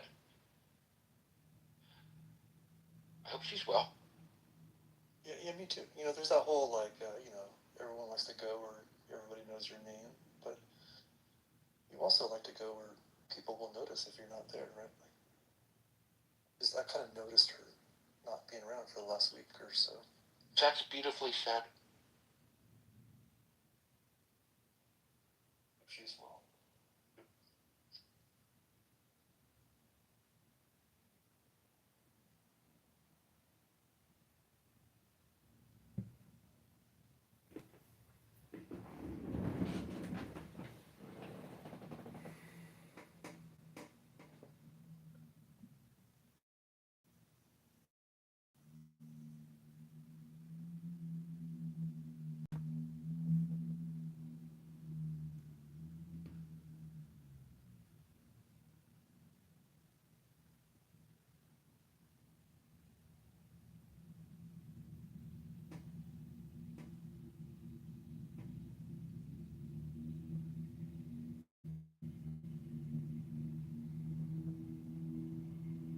Wow, this is not funny. I feel for the family. I don't know if I would be talking about my brother. Y'all would have to have me like in handcuffs and shit before I be giving any information on my brother. I don't know, y'all. Is Cal State Dominguez Hills, that's by Compton, right? Is that by Compton? I thought it was by Carson. Is it by Carson? Cal State Dominguez is Carson. Carson, Harbor City. Let's see where it's located. Well, Compton's not too far from there. Yeah, Compton, because they call it Dominguez Hills. That's like a fancy Compton, they call it. No, that's a good school now. When it first opened, they were calling it that, but it's a pretty decent college now. What did he get from Dominguez? What kind of his masters? Yeah, I think he got he got his master's. It's been on the news all damn yesterday. It's been on the local news. Yeah, that's true, Amari, because I have not been looking at the news all day, and I'm like running the room on clips because I've been sitting here trying to figure out what's going on. So he graduated from Dominguez. I thought he went to what's that school? What was it? Poly Pomona? Where did he go? Caltech. He went to Caltech. he got a bachelor's from Caltech. Okay, Caltech. Okay. Yeah, Caltech, and that's Pasadena, right? Yeah, that's Pasadena. And that's a good school, right? Caltech? That's like one of the top. Better than Poly Pomona? Oh yeah, isn't that like the MIT of the West? Huh? I didn't know that. Yeah, Caltech has got to be in the top 10. Oh, I thought it was Poly Pomona. Nationwide. Well, he's a smart guy. We probably will never, because he's not cooperating, right? So his story, I would love to know. What sent you over the fucking edge? What, because I'm not buying this group he belonged to. Did you hear me talk about the group that he said he belonged to? I'm not buying that. The one from the 1870s, the Wakers or whatever it was, the We Be Awoke. Did you hear about that group he belongs to?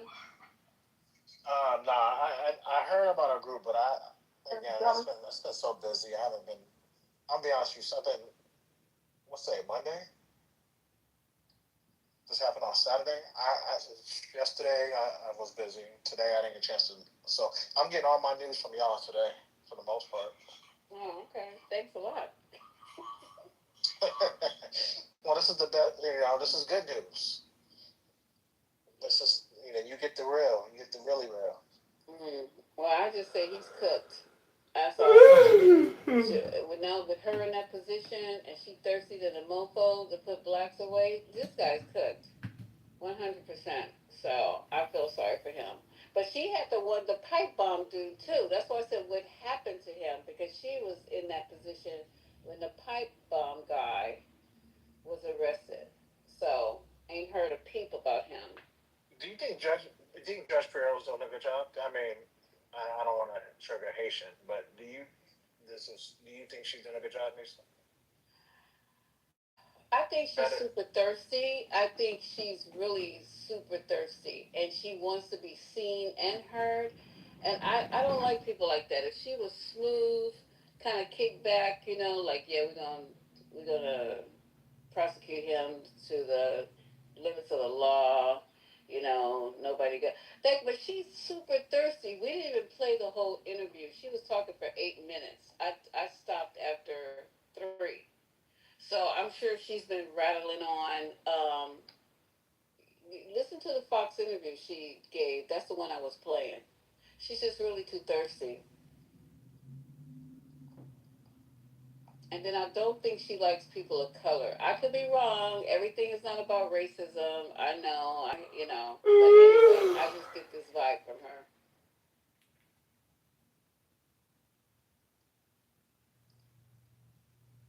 Wow.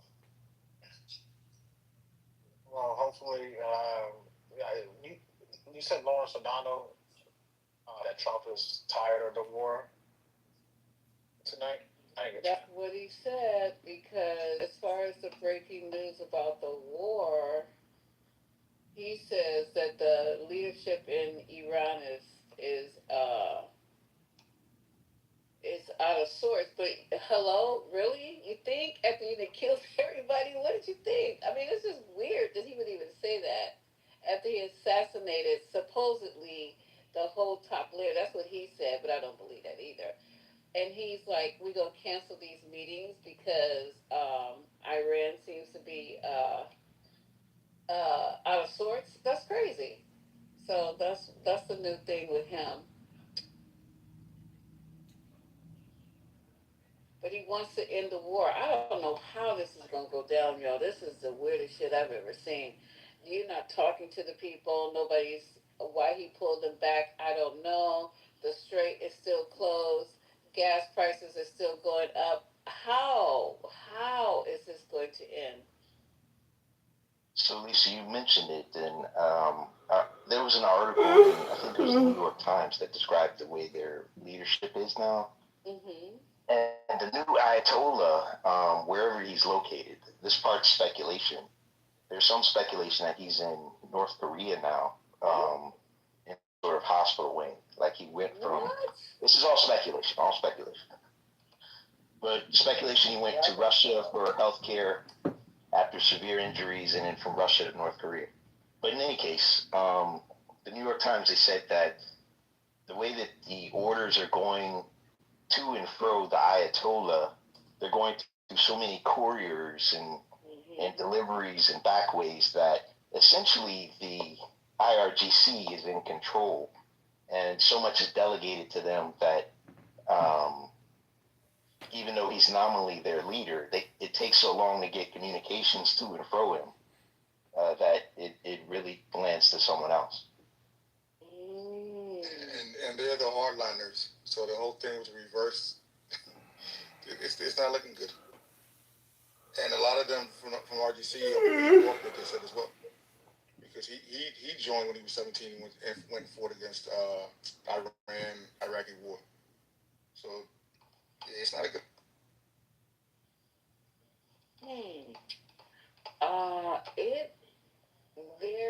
Wait. Oh God, I lost it. I hate this computer. Okay, so it says, you guys, Russia confirms Iran. When was this? That's April the 1st. Okay, so that's not a good one.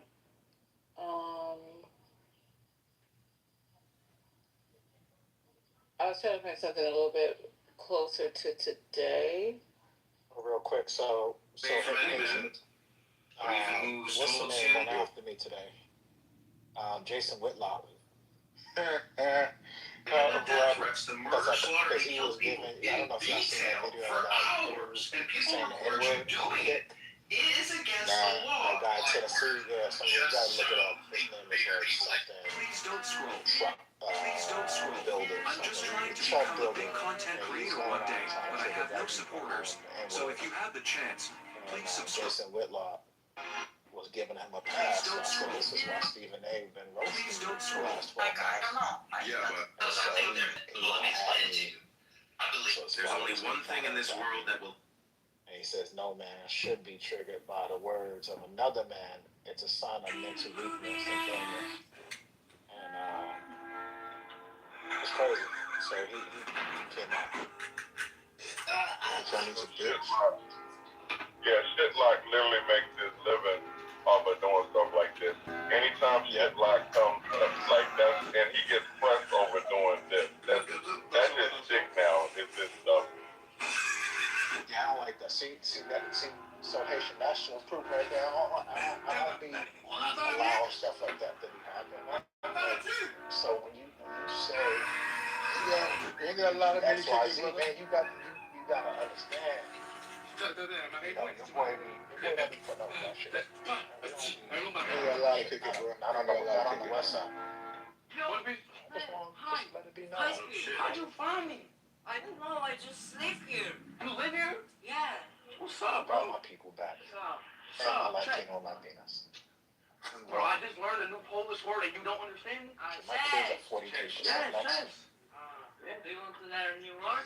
Yeah, You might be Mexican. Such an exact number. She's 43%. What just happened?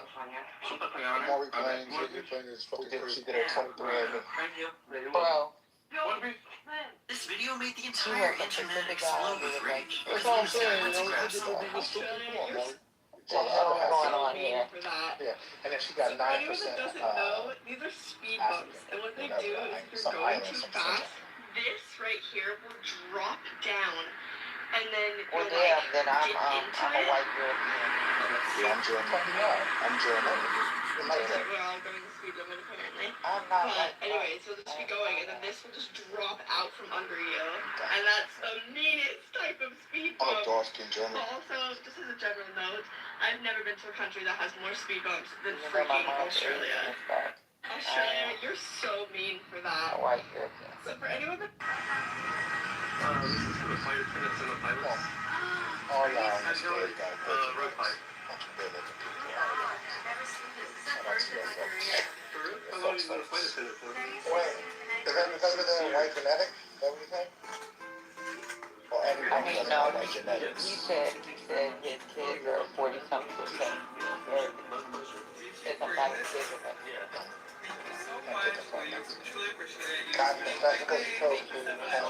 but he took a DNA test.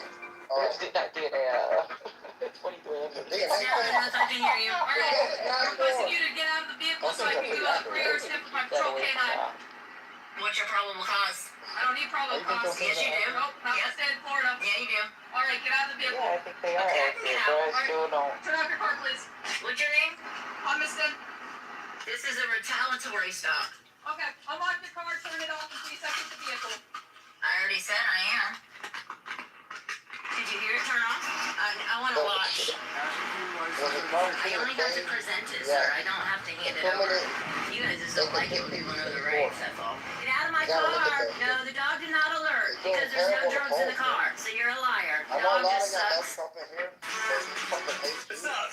That's what I realized. Oh, you better stop that. We love Donald Trump. Hey, yo, Don't that associate me with you, Trump lovers. The future of portable hyperspace. Ours was the drinks anywhere. Save time, money, and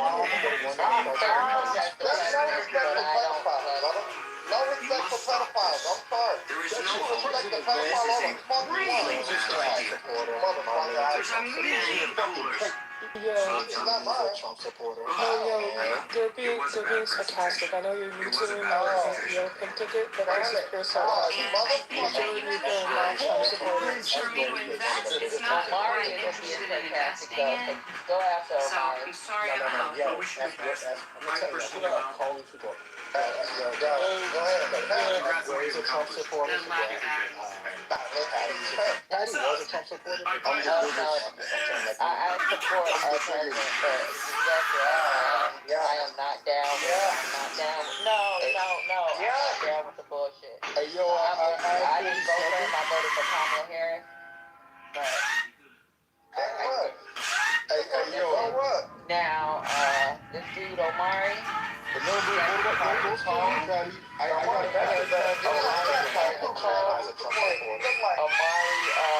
that is his Baden-Liga.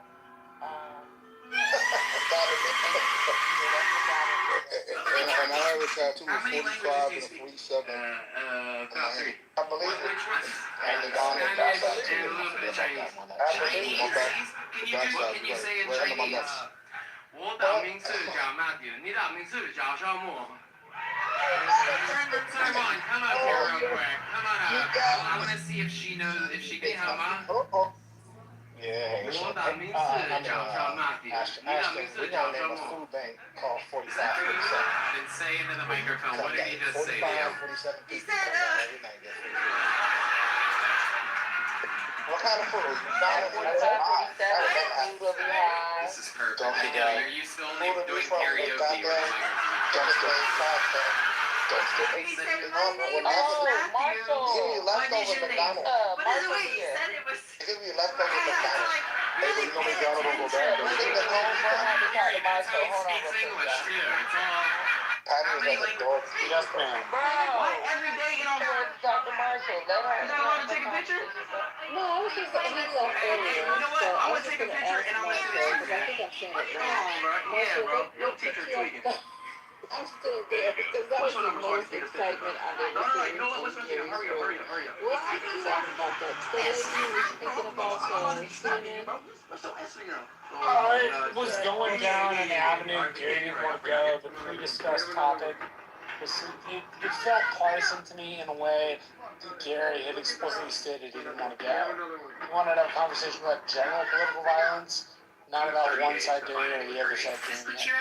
Why don't you come have a seat up here? Because I'm going to guess you don't want him anymore, and you can't even probably practice anymore. So we will go on the record in the matter 24 CM 213. No, I don't think so. Kuchera. The state From what I know, CNN is run by some sort of a venture tycoon. I have no idea what that person's politics are. You know why I'm pulling you over? Exactly. Okay. Well, I didn't listen to the interview. I was going to play it tonight, but we have so many things that we have to listen to. I guess I'll listen for myself tonight, and then if there's anything interesting, we'll talk about it tomorrow. But wow, I was like, wait a minute, who's ruling Diane? Because it's just like you and Gary do that. Was she regular interviews? That's the first time I've ever heard her voice. No, she has a pre-existing history with the critical thinking forum Okay, in our that chat. makes sense. He's unfortunately somebody who likes to be difficult to be typical. Okay, that makes sense because I'm serious. I was like, you know, thinking about that was ridiculous. Well, I said that was a bit. Yes. You know what I'm saying? You guys are critical thinkers, and you don't know that CNN is worried about Warner. Like, that's Warner. Y'all gotta do better, man. So, Marshall, what was the conversation about it, y'all? Well, the conversation was supposed to be about like whether The one, Marshall. it was supposed to be about like whether an event where at the White House would have done better.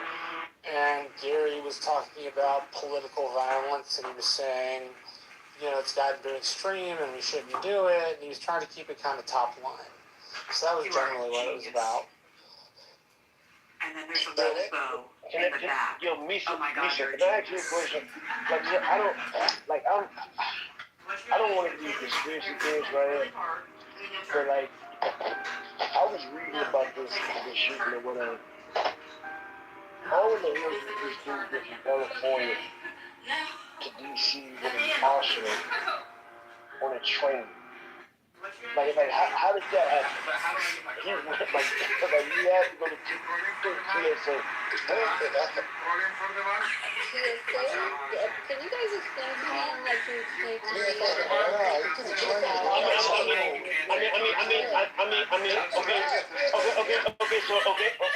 No. He took a train. Right? I'm sorry. I'm sorry. Not TSA. Not like going through. Look. Yeah, Amtrak. Yeah, he took Amtrak. Not like going to LaGuardia or something like that. But like they had to put his luggage through like metal detectors and. Nah, they don't. No, they don't screen on trains or buses. Oh really? This one's crazy. Oh okay. I see you want to transport and wait throughout the state back in the day. No. We were on the Chinese bus on the Lower East Side, so it was something different. But like, I thought that the Chinese buses were worse. They don't check security on the Yeah, they was way worse. Yeah, so but I thought they did that on trains though. Nah. Yeah, oh, that's wild. Who knows? Maybe they do it for like the long. Actually, not so long as cross country too. So nah. So that's crazy. You're from New York? Yeah. Okay, so I'm going to ask you the way they asked me. They said, so you never took the Amtrak to Philly? Nah, I did, but it was so long ago. But I thought, I mean, you gotta understand, like, after 9/11, it was way, like, more secure out here. So, like, I didn't know that you can actually, like, move guns like that. Oh, too. Like, no, of course you do that anyway. But, like, they said he had an arsenal. You know what I'm saying? Like, so no one saw that he went that far. He went 16. Yeah, this shit was wild. Like, that movie actually, You can't see someone's body though, like, you know what I mean? So he could be sitting right next to you. no, of course, but I thought they were Bring up a good point though. That does sound terrorist type of terrorist. Nothing beats a Gen Z holiday. Right now, you can save 50% on car wash and Start it now. They never did it. Stop. Yeah, what we talking about? Under Siege 2? What they're going to do with that was the 90s. Under Siege 2 was the 90s. We talking right, now. The reason why they started doing that, what I think is because of plane hijacking. That's why they started getting so much more security, and definitely after like after what happened on 9/11 with the big. You can't have what you gonna do with a train? It's on a motherfucking track. Like I mean, it's not like the 1800s where they act like that stage open train. So that's what I'm saying. That's why they keep have the planes and they don't check Muslim trains like that. Well, yeah, I mean, you can do a lot of damage with the train. We're talking something like a move how fast can the train move, like over 150 miles an hour. It's on a track, brother. How many? Okay. Oh, no. Wait, hold on, Doctor. Hold on. Yeah. No, that's what's up. When was the last train hijacking? Like, tell me, because I tried to look that shit up. I bet that shit was wild. Yeah, I mean, I'm saying, because we speak English in Australia. I'm just saying, and I'm not even talking about that. I'm just saying, how can you Arsenal, like looking at some Arsenal, nobody with things like that. But when you say Arsenal, though, bro, two guns and knives is not Arsenal. Well, no, according to the White House, they say we have an arsenal. So we don't even. I'm saying to put that in context, though. What's an arsenal? An arsenal is multiple weapons. So multiple weapons with different calibers. Okay, so 12 gauge. Let's say it's I think they said they had a 12 gauge, right? It could have been one of the, a smaller one. What we need to do now is get focused and stop pointing fingers. That's not hard. And then now, real problem. What we need to do. You know what I mean? Like, it's not that hard. When you're talking about an arsenal, when you're usually not talking about knives. We're talking about he's multiple weapons. So they hold on. We just don't know. I hear what you're saying. But they said he had knives on him. They found that a lot of knives also. So that was part of the supposed arsenal with the knives. Yeah, I'm not opposed to that, but I'm saying when they say arsenal, we're talking about multiple firearms. I was just trying to figure out like how in the fuck do you move multiple weapons across state lines like that, and then get there. And then also, how in the fuck did you get in there? Crazy John's forehead. You know what I'm saying? Like that goes to show you like Trump is the most incompetent person in the history of this country when it comes to management. Like you could even I just saw it. Even the dude who was running the show, whatever, like they footage of him looking at the front door, seeing like no security. How in the fuck does that happen? That would have never happened to Obama or George Bush or Clinton or Ronald Reagan or whatever. Jesus Christ. His plan. How in the fuck did that dude even get the deal that far? Reservation for the hotel room. He made his reservation on the 20th or the 21st. And right after Trump said he's going to be at the dinner, his sister had access to media stuff, so she was able to get him in the hotel. He took the train, so the guns and the knives and stuff were in his suitcase. They don't check for that shit on the train. So that's how he did it. And here's the thing. Here's the funny thing. This how you know these people. This how you know Trump is just such a monkey. Think about it. Let's talk about his two henchmen or whatever. Stephen Miller and Jimmy Vince. Stephen Miller, literally the photo that he do, standing by, he got himself wedged by Secret Service and his wife who's fake. You stand by your wife, Jenny Branslet left his wife who's also pregnant, under the table or whatever he got out there. Bro, And in here, it is amazing that people actually. carefully in there without Right, releasing right. You the head of the FBI. You the head of the FBI. You crouch under the table, and you got women in gowns who standing up looking around like what's going on. Your pussy ass, get your pussy ass on the table. His girlfriend was being held comforted by another dude, and he was holding her hand, bro. Bro, these dudes, bro, like the fact that people take these people seriously, like this shit is gonna go down with you. Like this is why I tell people, I was in China, BW, I don't know you know if you've seen or whatever, but like, I went to China a few months ago, whatever. China is way more advanced in this country, bro. America's trash. I'm sorry. Garbage. Those people living in the future over there, and we still can't do any bullshit. I'm not raising. I mean, I have a daughter. I'm not two more kids here. Like, I'm not raising them. Our education system is garbage. You know what I'm saying? Like, we're still fighting over bullshit. We've been fighting over since 1968. All that. Like, I'm not doing that. I mean, we're fighting over shit because we're being flooded from shit that China wants us to be focused on, while they, are focused more on education and other shit. Yeah, TikTok shit, and then you got, we are a nation of. That's not forcing you to be on TikTok. China is not forcing you to do nothing. You have no self-control. There's evidence of that. And then there's addiction problems. How is that evidence of China making you go? No, I'm saying there's evidence that social media actually use it, and then these social media companies, and they don't. No one's making you be on social media. That is a choice. Just like no one's making you be on Clubhouse for 16 hours a day. It's an addiction. It's an addiction. Is it? Also, you guys have addiction problems? No, I don't. No. Here go the thing, Misha.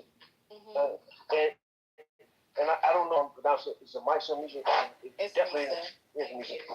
Yeah, but like when I was in China or whatever, like I don't know the shop. When I was there, like they teach those children. First of all, they don't let them touch social media like that. Maybe Instagram in certain ways or whatever, but they don't let them access Western social media because they know it's addictive. Even the founder of TikTok or whatever said he don't let his kids fuck with TikTok. He said that he slipped up and said that in a moment of truth or whatever. He tried to take it back, but it was like you said that. You don't let your kids. Let me tell you, China hasn't build anything.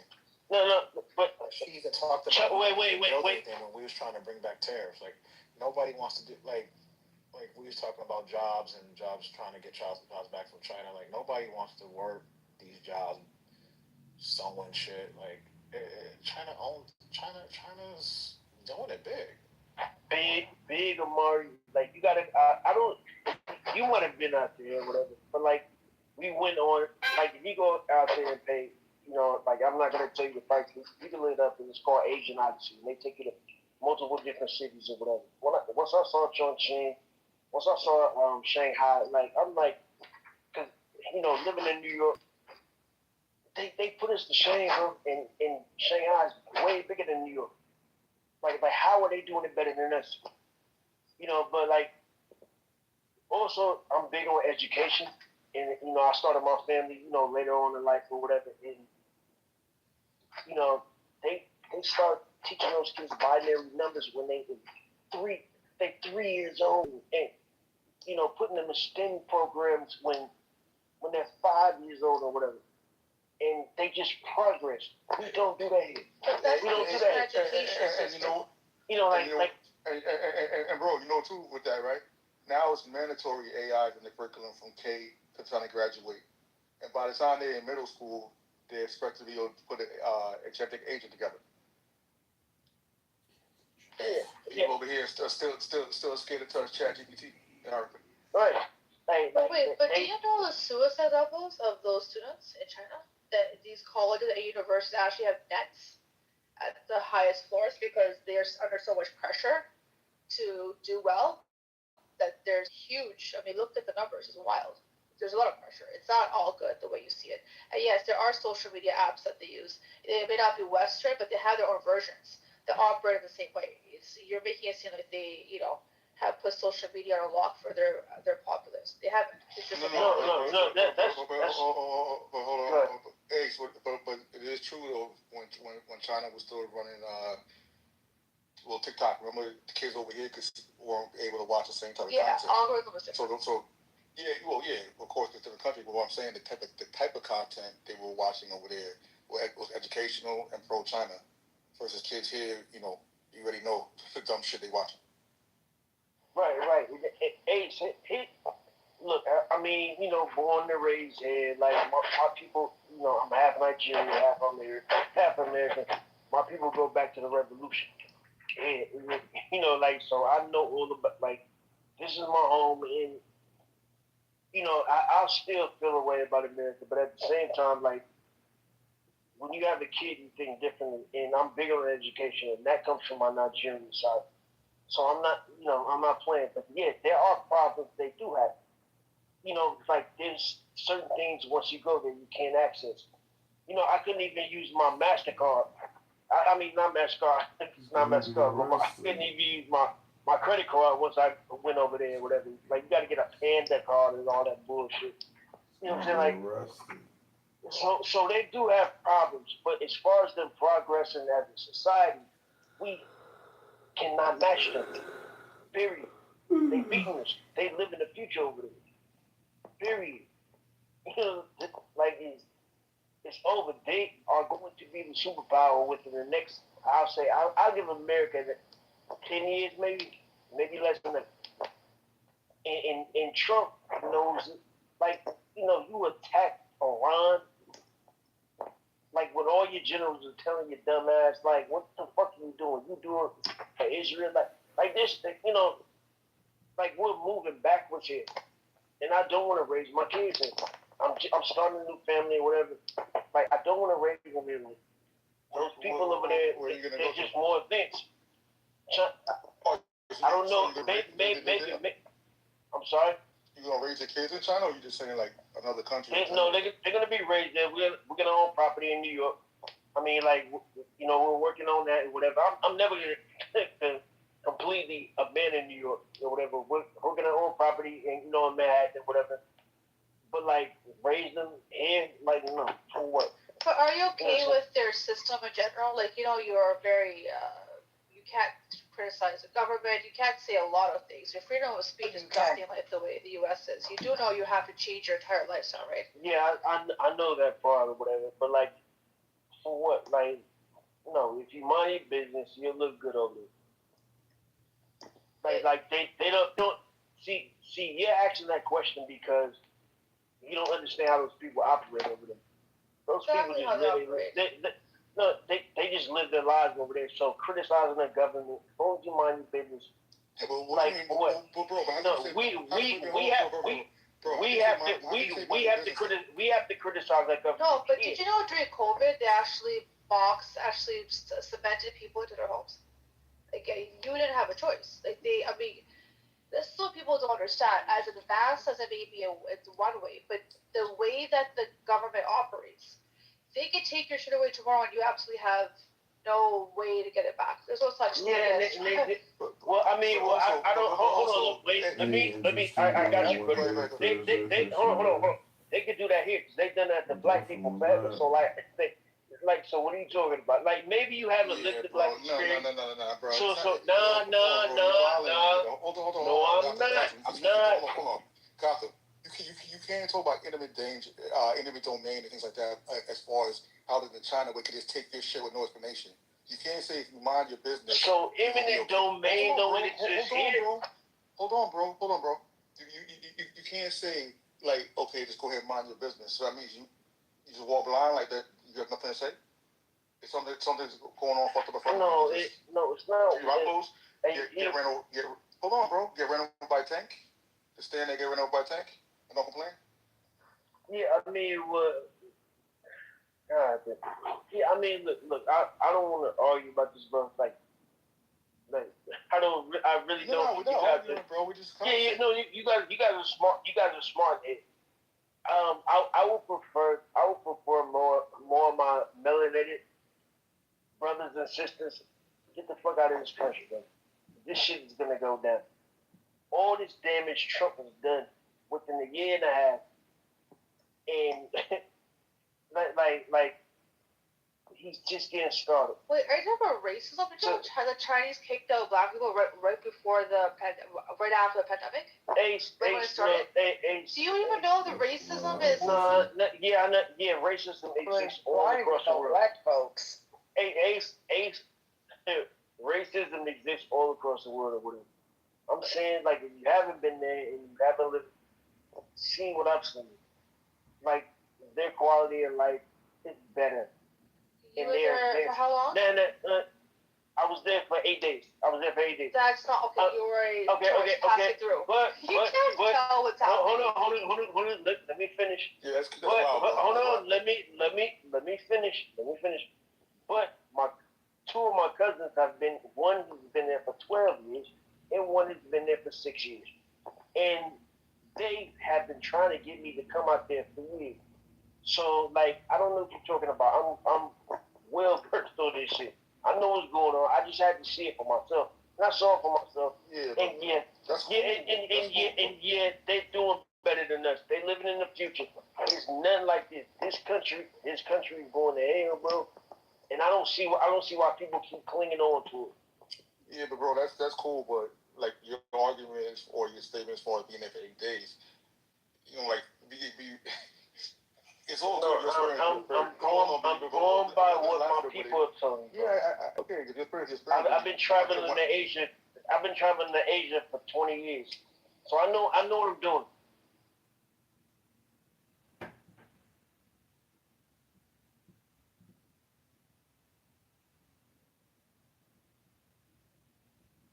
You never thought about moving back to the continent? I'm trying to to the continent, bro. Moving back where? Moving to the continent. You know, talk about that? To my Africa. Nigeria. I heard Ghana is dope. South Africa, I want to go there. Like, my little brother, he was in the Air Force. He just got out the Air Force. He was in the Air Force for a long time. His last place he went to was Okinawa or whatever. He's out the Air Force now. He just got out of there. In Japan. Yeah. He out there. He met his little shorty in Seoul, South Korea. And now they're both out the Air Force. So we're going to Korea or Japan, No, they're still in Okinawa. They're still out there, whatever. So me and my sister, or whatever, we're probably gonna go out there, probably around Christmas time or whatever, and visit them. So I want to see, because I haven't been to Tokyo. I've been to the Philippines. I've been to Thailand. I wanted for, but I haven't been to Tokyo yet. Or I haven't been to Japan yet. Like Japan better than China. Watch. People tell me that, but here's the thing though, Japan is kind of small though. It's not expensive. Not even that, but it's small or whatever. Like I'm an explorer, so I like going around with so much stuff I want to see in China. Like, so Get a dope hat. Japan is small. Even though Tokyo is the largest city in the world. They have outer islands. I mean, there's a lot of stuff. No, of course. Yeah. They got Yushi, Monday, got on it. I know. You're gonna like it much better than China. I'm telling you, somebody that knows. You're gonna like it much better. You've been in Michi. Yes, and I have a brother who lives in Japan. Went to go visit. Now he lives in Japan with his family. So, yeah, Japan is it. Yo, Misha, everyone tell me like Japan is fire, but it's just kind of small. But it's a good place to visit.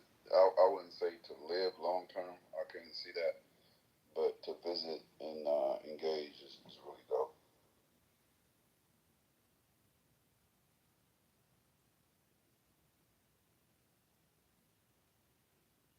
And his list from New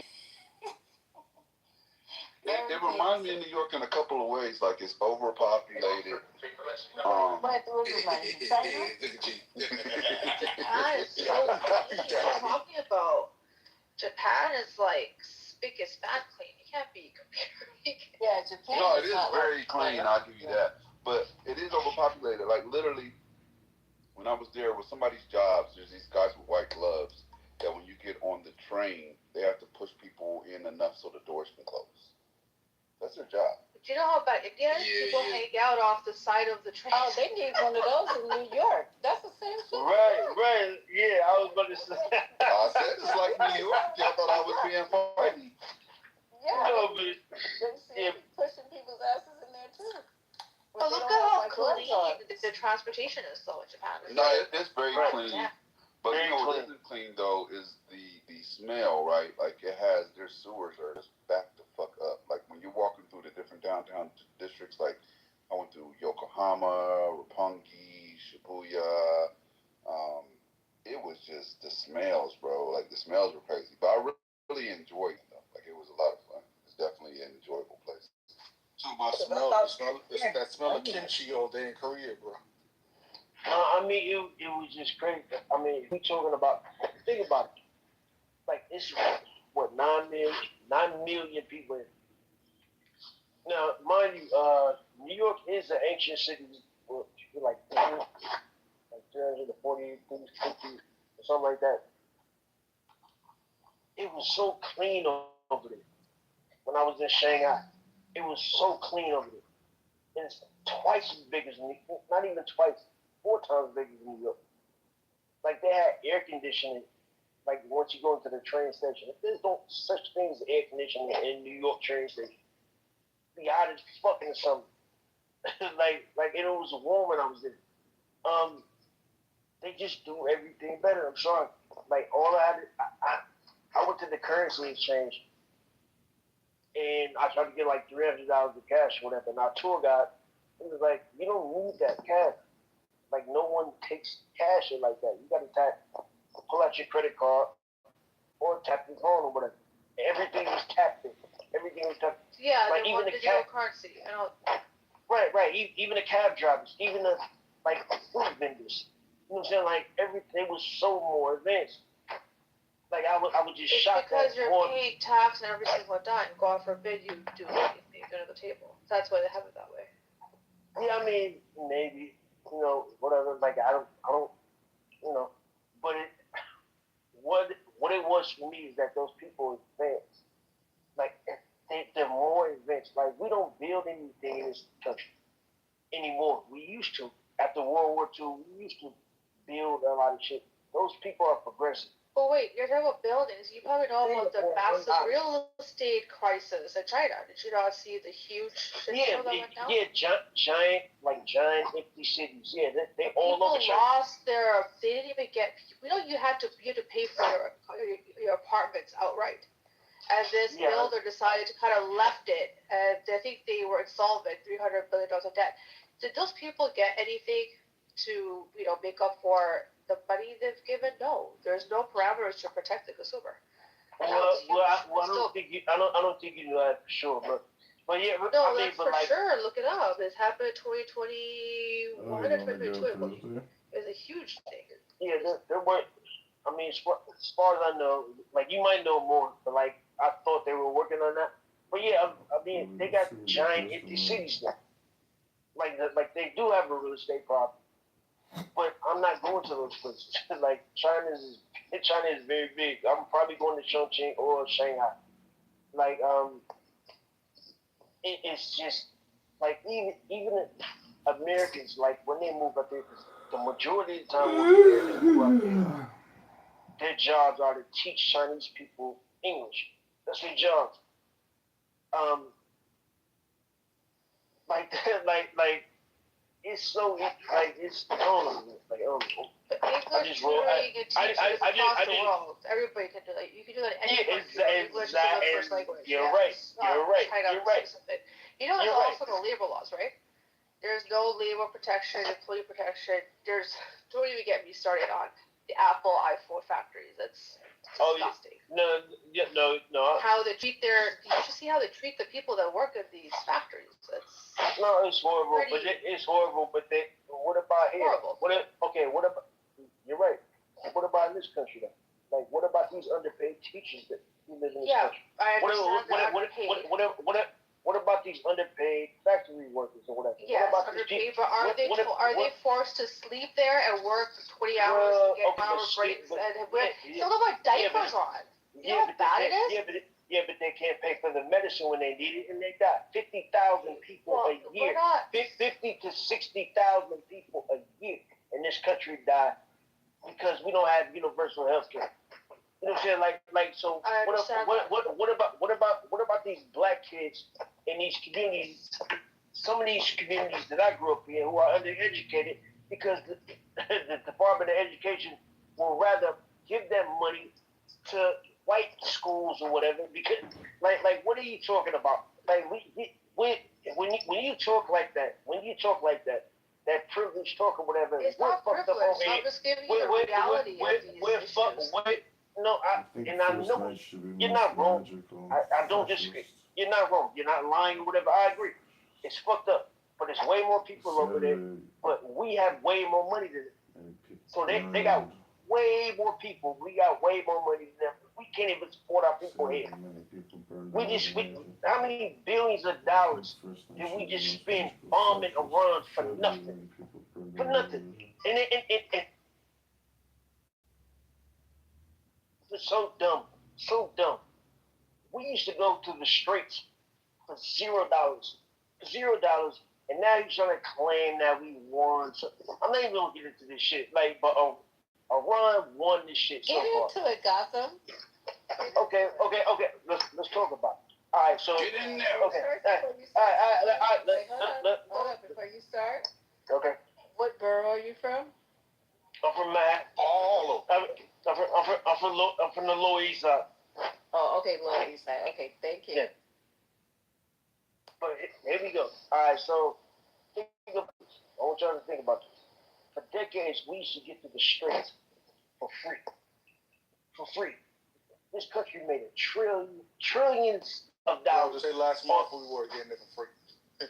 Well, yeah, no, I'm talking about the history of it, brother. But here go the thing. This country, or all of us in here right now, we benefited from it. We might not know exactly how we did, but we did. We made trillions of dollars in this country getting through the streets for free. So we got this monkey in the White House.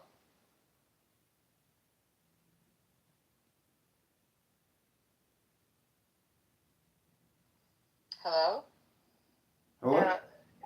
Can you hear me? Oh, now we can hear you. Yeah.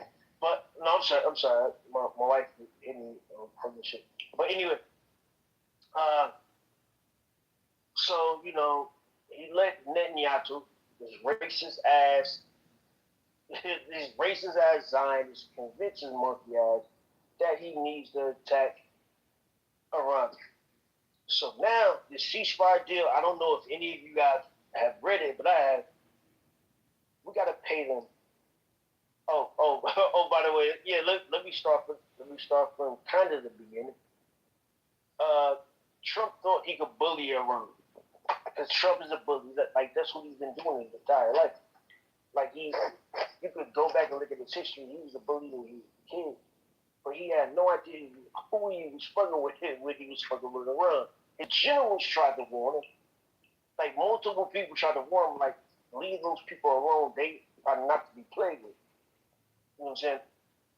And he does his dumbass Trump shit or whatever and bombs them or whatever because of the Israelis. And they show them, we're not afraid of you, can't bully us. Bomb the shit out of multiple American bases in the Middle East and warned them. Saudi Arabia was scared. They were scared. It was dude, we're building a bunch of shit over here. We don't want no problem. And it was why the fuck would you open your airspace to the United States so they can come bomb us? Saudi Arabia was scared, but I'm not going to get into that story. Bahrain, the UAE is terrified because they're allowing data centers over there from AI it's a big thing with AI in the UAE and shit. But the Iranians is like, nigga, we will bomb Abu Dhabi and we will bomb fucking Dubai. Stop playing with us. And they folded too. They scared to death. And I have never in my life seen Israel bomb like that. Like the Iranians somehow they got Gaza. You haven't seen Lebanon, Syria. No. I was getting to that. I have never in my life seen them just shred the fucking Iron Dome. Like for years, the Israelis like we got the Iron Dome. The Iranians was like, nigga, fuck your Iron Dome. Nigga, I have never seen Tel Aviv bomb like that. That shit, I thought it was AI at first. I'm like, this is not real. I have never seen that. So what's happening right now is they're trying to get through Lebanon. They're trying to open up something so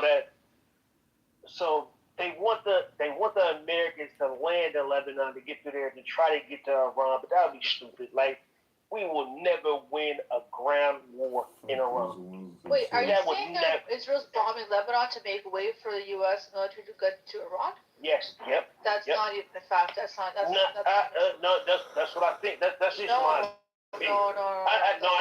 I never said it was a fact. That's my opinion. But anyway, and then the Strait of Hormuz, which we've known for years, military generals have said for years, if you fuck with the Iranians, they will. The Iranians is like not playing with you. If you fucking play with us or whatever, any ship that has anything to do with America, we will send. Hey, do you support America at all, bro? Like, I'm just wondering. No, it's not about supporting America. It's about supporting. I'm not supporting tyranny. That's what I'm not doing. But I think that was a dumb question. But anyway, listen. But anyway, the Iranians said like, yo, if y'all anything coming through the Strait of Hormuz, like if you send it through here, we're gonna send it to the fucking Persian Gulf, like period. And people are scared. So what happened was with this ceasefire deal or whatever, and this is how dumb Trump is. This is how stupid he is. Like I said, we never had to pay anything to go through the straits. But you were not supposed to. But do you know why? There's a clause. There's a treaty. Let me get to it. Okay. Now they're saying the deal that Trump did, this great deal making made with the Iranians. Now we got to pay $2 to $3 million to send any ship through there having to do That's with America. not even I'm sorry. That's not the ceasefire deal. That's not even there's no deal. It is not. Okay. What is it? What is it? Okay, so the reason why Iran has not charged for the use of Strait of Hormuz is something called U clause. This was actually a treaty that was signed. This is considered natural waterway, international, so they're technically not allowed to charge any ships.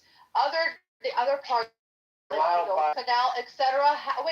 Suez Canal, etc. have charged, or Panama Canal, because those are creative waterways, right? They're actually man-made, so that's why they charge. In this case, under the U clause, anything that is naturally made by nature, this is just you're not allowed to. And also keep in mind, Oman is on one side and Iran is on the other side. It's actually a shared waterway. This has been the case since forever. This is a U clause. This is actually a treaty that was in place. Because of Trump's BS, they tried to do an asymmetrical warfare by creating this scenario where it's like, you know what, we're going to start charging you guys now. Technically, legally, they're not supposed to, and they're not even letting in U.S. ships. Don't you know? They're not even saying you could come in and pay $2 million per ship. No, they're only allowing in countries they're friendly with. So this is not them just targeting the U.S. with a special price. They let the Chinese and the French do. Yes, because they have a deal. Because they said if you're not, exactly. I know, but this China and Iran have had a deal when it comes to their oil. China buys 80% of their crude oil. That's been in place for a long time. And then India had to negotiate with Iran. Pakistan negotiated. Spain got through because Spain said, yes, we will go and expel U.S. and Israel diplomats. So basically, if you're not an ally of Israel and the U.S., they said come on through, but they did. But right now, everything's shut down. Don't you see what's going on right now? So you're telling me that Iran is not charging America? American U.S. aren't even going through. Iran shit, bro. What are you talking about, bro? You said right now, they don't even allow. Right now, they don't even allow. Listen to Haitian. They're not even. Right now, the U.S. has it where every port that potentially has Iranian goods, they blocked it. They can't even fucking send their shit out. Gato, you need to read up on this situation because you're completely off 100%. But okay, where was I wrong? Where you want me to start at? Where do we start? Okay, let's go. Where was I wrong? Strait of Hormuz, the way that operates, there was apparently a ceasefire deal. You said that was signed. It was never signed. There's nothing that's been signed. I haven't freaking No. I never said it was signed. I never said that. There's nothing on the table. No. Do you know what Iran asked for? They asked for reparations for all the cost of the damage that's been taking place on their country. They've asked the U.S. for reparations to repair. That's what they've asked for. I don't think y'all know what y'all reading. No, they're gonna charge any American ship. Yes. Wait. It's not part of the deal. Wait. They're gonna charge them $2 million. They're gonna charge us $2 million. Yes. Okay, so yes. But so they charge everybody. You saying I'm wrong? Why are you saying I'm wrong? You said it's part of their deal that they proposed. So fuck yeah. But nobody's paying them, bro. Ain't nobody agreed to pay them shit. No. You're gonna pay it when you pay taxes. What? I'm gonna pay when I pay taxes. What are you talking about? Hold on, bro. Did you not hear when Ace just said that anything with their stuff we have it blocked? For where? The Persian Gulf. So you're telling me that America is gonna block anything that comes from Iran to try to get to there? No, they're shooting. They're shooting at them. They're shooting at them. I don't think y'all understand. I don't think y'all understand what's going on. And also, they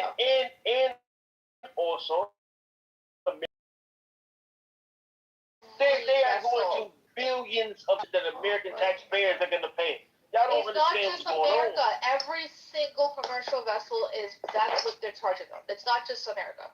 And America hasn't even had it. Of course. Yeah, anything that has to do with America. The only people who are getting through there are the Chinese, the Russians, the French. Period. India paid, Pakistan paid that price, $1 per barrel, which ended up being $1 billion, $2 billion. Greece paid, Spain paid. They have this toll in place. Right. Iran is gonna make hundreds of billions of dollars for this shit. Yeah. And it would have never happened if Trump dumbass didn't bomb them. That's like now, and we don't even know what those people are gonna do with those hundreds of billions of dollars. This is what America does. They fuck over the American people, and y'all defend them. You know Iran's been under very strict sanctions by America. You said what again? Did you not? Iran's been under very, very strict sanctions by us. Yeah, I know that. Yeah, so I don't understand the point of all this. No, but that was before this. We're talking about the Strait of Hormuz. Yeah, and right now the sanctions have not just economic, they're physical.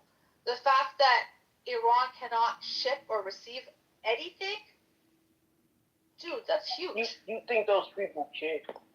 They don't care. They walk away. Oh my God. They don't care about the revenue. Same thing with China. When Trump dumbass tariff they had, the Chinese told them like, we don't give a fuck. We're good.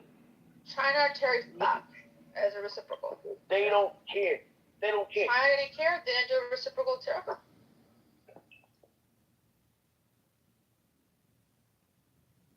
Yeah, I think you're forgetting the U.S. is still a reserve currency. We're still a petrodollar. You're forgetting that right now. Ace, you literally just said that nothing is leaving Iran and going into Iran, and he said he don't care. Exactly. They don't care? They don't give a fuck. So when they can't get a fucking grain of anything, they don't care? Make that shit make sense, bro. Well, you did have some people in here from Iran Not trying to side with anyone. And they weren't in Iran, though. Well, he said he was in Iran, and he got. What did you ask him, Omari? What he was using was some Wi-Fi. I'm in Japan right now, then. He said he was using. I forgot what he said he was using. He That needs was a funny. VPN. That's also very hard to obtain. Yeah. Okay. Yeah. So you guys remember the conversation.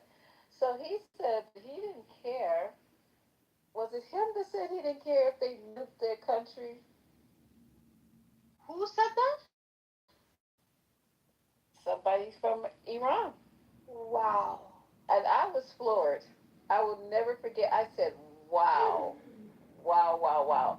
Like he thought that it was actually going to be somebody left to start over. I was just like, what? I would never even say that, even in jest, that I would want somebody to nuke my country.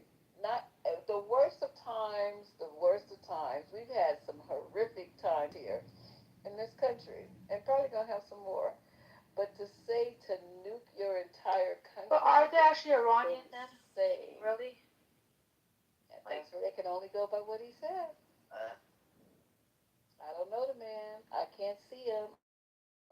I can't touch him. I can't smell him. I don't know who he is. He said he's from Iran. And then they start questioning him and saying, how you got Wi-Fi, this, that, and the third.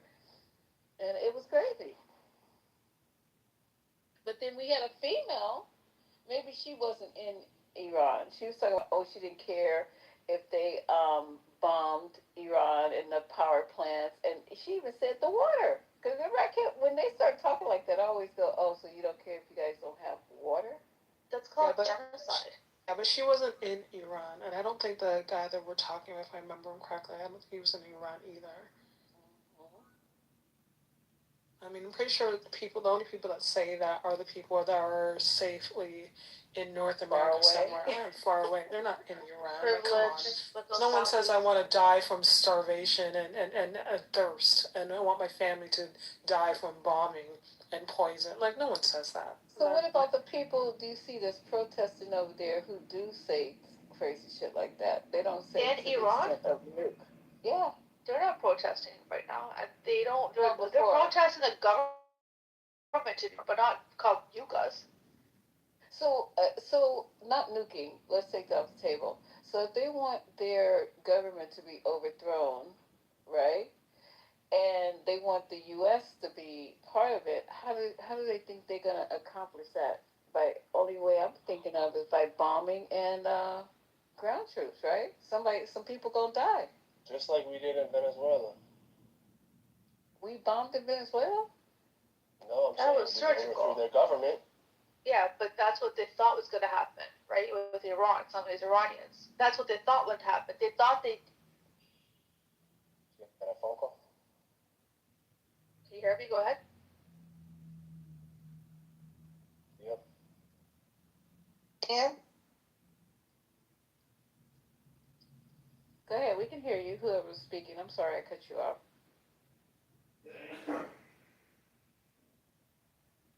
Hello, Ace.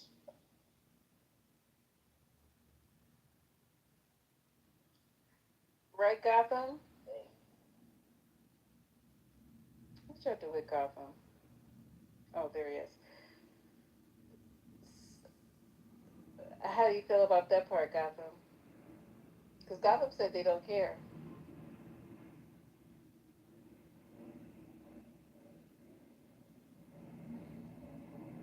Did we lose Gotham?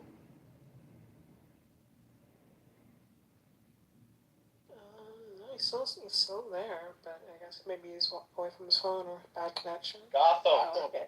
Gotham is, the CCC got his shit.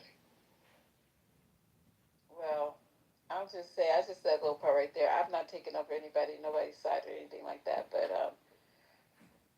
it's only one way that you're gonna get regime. And then now, what's going on now anyway, Ace? Because I don't think we're gonna do anything there. I think that Trump is just waiting till the end of the week so he can say, I'm done. And I don't think he's gonna do anything now because he's not gonna do shit. He's wishing for a ceasefire. He's wishing for Okay, so the guy, the new person in charge, I was trying to find out because someone said that he's in Korea now. What's his name? The new Atola? The new Ayatollah Ahmadi Sa. Yeah. So someone said that it's rumored. Well, first he went to Russia, and then from Russia he went to, I guess, did he say South Korea? So I was trying to look it up, and North it's Korea. nothing on North. Okay, it was nothing. I couldn't find anything about him being. We have no idea. Nobody knows. No one even knows if he's alive. Nobody, but he hasn't even been a public statement outside of written statements. The people. Yeah, but the Right. U.S. is usually more Speculating he careful, lost. Oh, I bad. believe that he's fucked up. He got violated by a bomb. The U.S. dropped on his head. Yeah, they said it. They said that I think he amputee. Who He told you part of the guys arm. that? Steve also he's in a coma. A whole bunch of. But who told you guys? Who told you guys his injury? Hey, Steve, Yeah, injuries on in in the New York Arabic. I Times. don't understand. What? I don't know the slur you just said under your breath. I don't speak Arabic. So you just spoke some language. I said Ayatollah Ahmadi. Like, are you this ignorant? I'm just trying to find out how you guys know the injuries. Where? Because they put How it. you guys know? Well, today on the NPR this morning, they spoke about it on the Today Show or the Daily. But it's not confirmed. It's I don't know. know. The sources are. Speculation. Lisa, I just put an article in the chat where they talk about some of his injuries in the New York Times. So did they give a source? Frank Cannon. They also said apparently he was gay. That also was a rumor going around. So. I'm just trying to figure out. Okay, so I'm just wondering. I'll go to a New York article and see where their sources is, but because they gave specific injuries. But one I read when I was trying to look up the Korea thing, that he had an injury to his foot. The other article I read said that his whole leg was missing.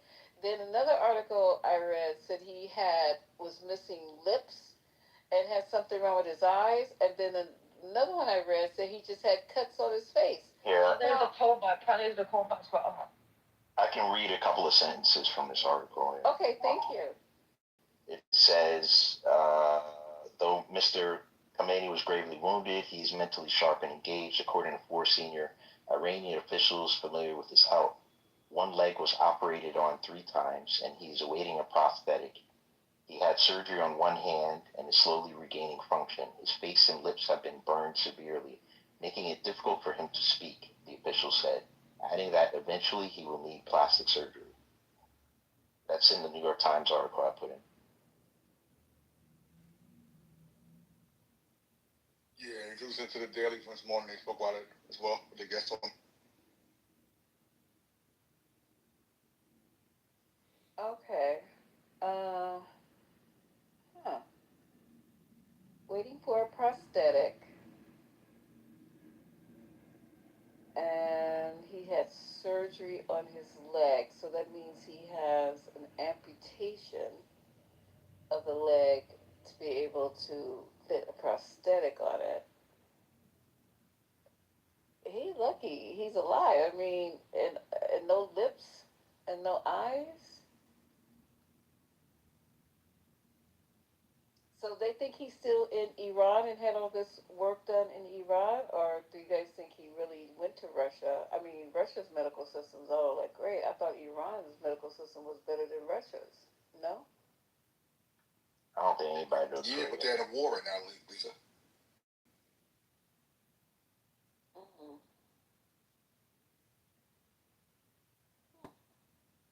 And they haven't been able to bury the bodies either, have they? The 60,000? No, I'm talking about the Ayatollah that got killed and the other relatives. I thought you had to bury them. Maybe they were. They're supposed to, but they were. Something came out a couple weeks ago. They were talking about that they hadn't been able to bury. Yeah, it's been postponed. Yeah, that's what we all know. It's postponed. But one thing I did read, did you guys see the 5 guys that are they being hung or are they being fire squad? in Iran, and they made a video. And I don't know if this is true because how is this stuff getting out? They made a video. You guys can Google it. It was early during the day when I was looking for clips. I came across this. They made a video of them singing some song. It's five of them before their execution. You don't see that?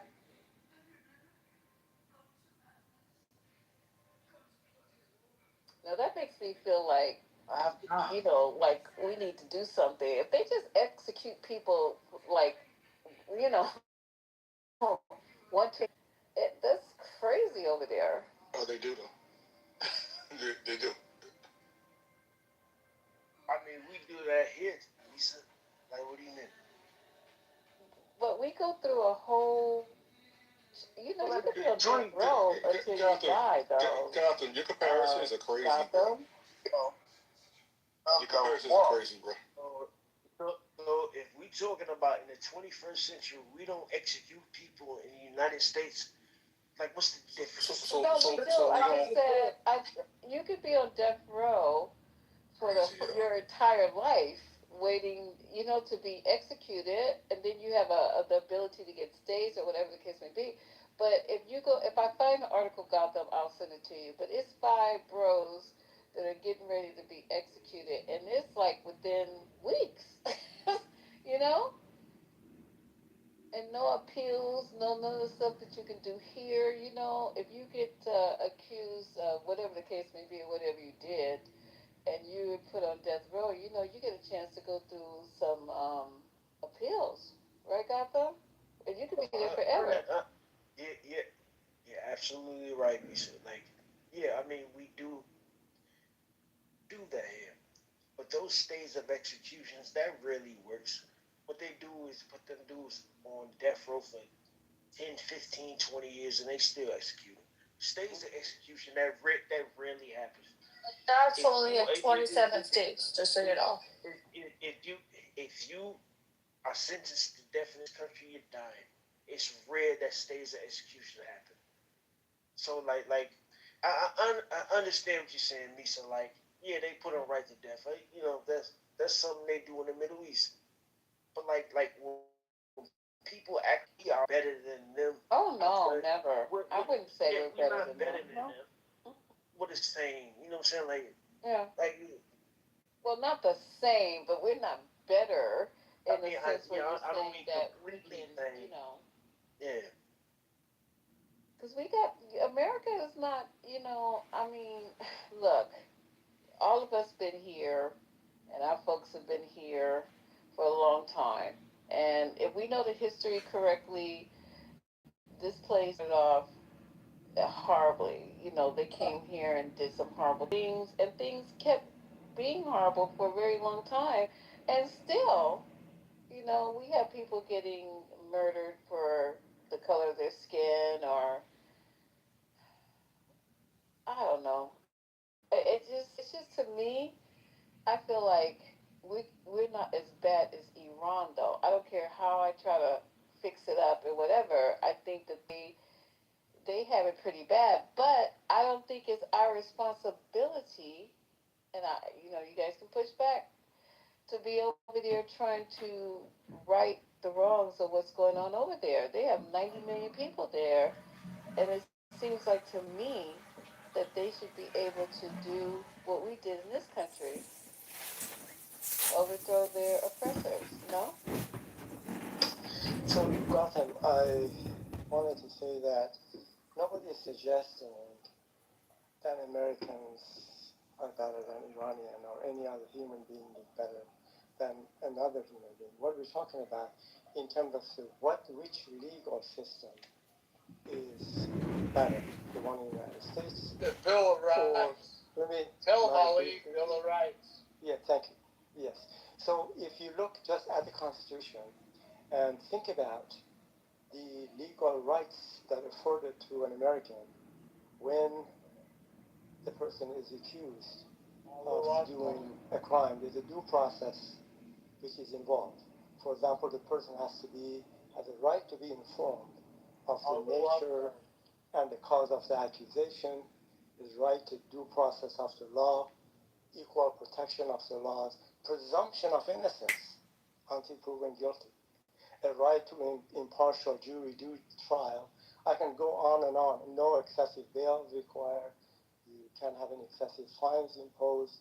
A right to appeal, and the rest of it. So these are the mechanisms that have been put in place by the Constitution to protect and preserve a right of an individual being accused of a crime.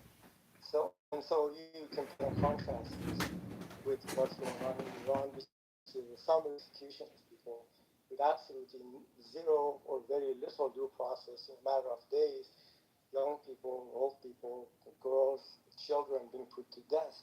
So comparing so let me land with this. So what we're saying, the system, of legal system in the United States, according to the Constitution, in principle, is by far better than Wellington's on the run. I caught him at Kitover. He's retreating. He's retreating. What are you doing here? Well, I came to make my report. If Wellington's retreating, what are you doing here? Why didn't you follow him? Why didn't you pursue him? Where were the reinforcements you promised me? Don't you dare criticize me! Don't you dare! Don't you see if Wellington's free to choose his ground? Everything I've won in this campaign? You lost! Marshal Blucher, the center is broken. I have ordered a retreat. Retreat? I am scared into it with a proud soldier. This steel is my words. So I am really stuck at the level Too old to break into it. If Wellington runs to the coast, none of us will get home to Berlin. The logical road is Namur. I do not trust the English. Nonetheless, because I have served you before, sir, I have ordered the retreat to Wavre. You may still cooperate with Wellington, but God help us if he does not stand. Wellington's on the run. If you're a small The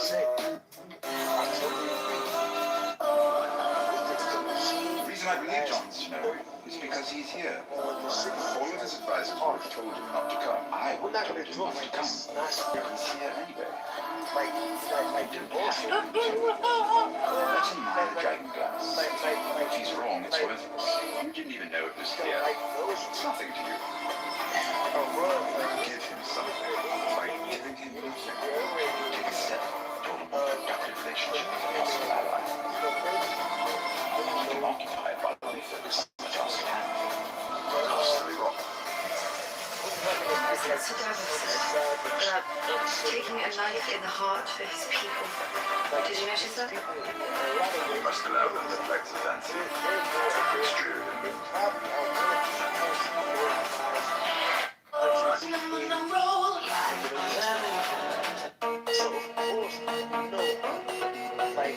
Regime over there has been harsh. No, I'm not defending it at all. What I am saying is that I'm talking about colonization. You gotta understand. And I know how this practice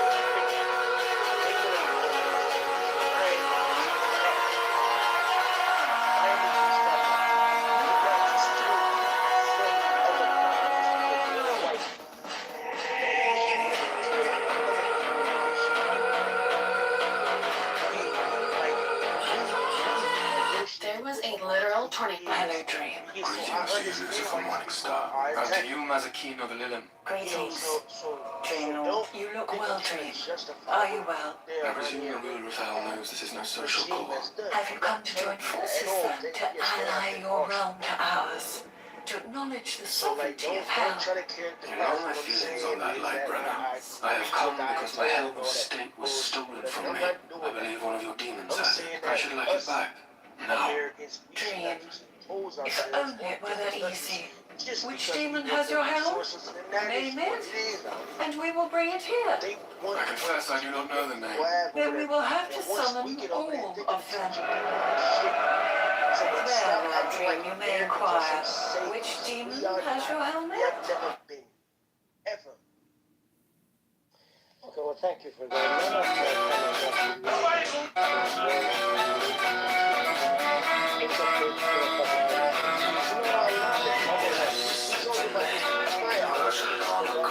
He was big and strong in his eyes and clearly go. Nobody believes in you. You lost again and again and again. And I wish that people could separate the Iranian John. separate separate things. And most of our comments here is specifically about the behavior of Islamic Republic of Iran in general and IRGC specifically. That's kind of one thing. The second that we talked about is we were comparing the legal system. I think somebody, maybe you said something to the effect. American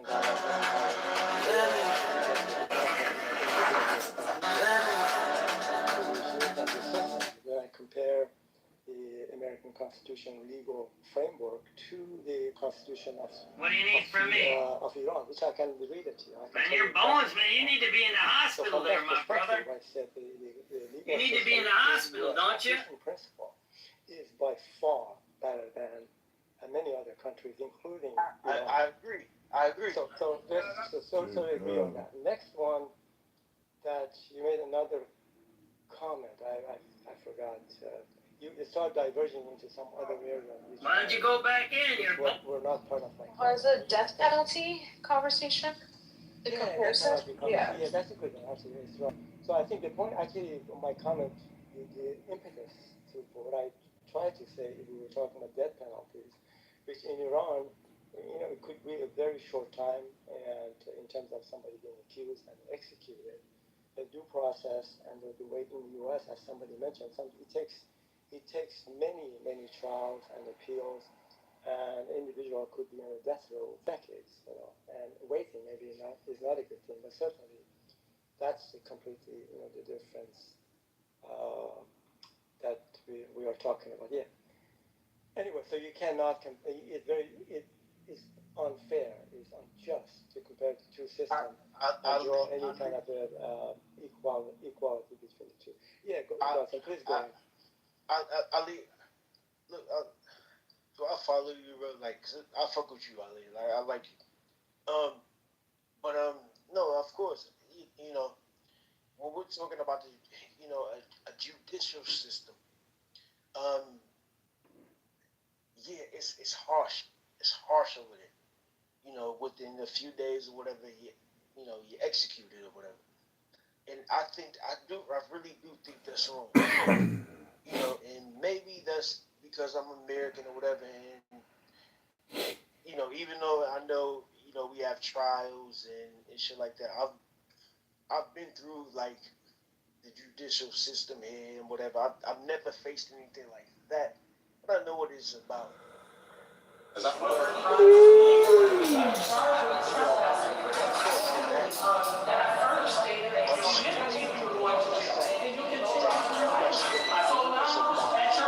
To bomb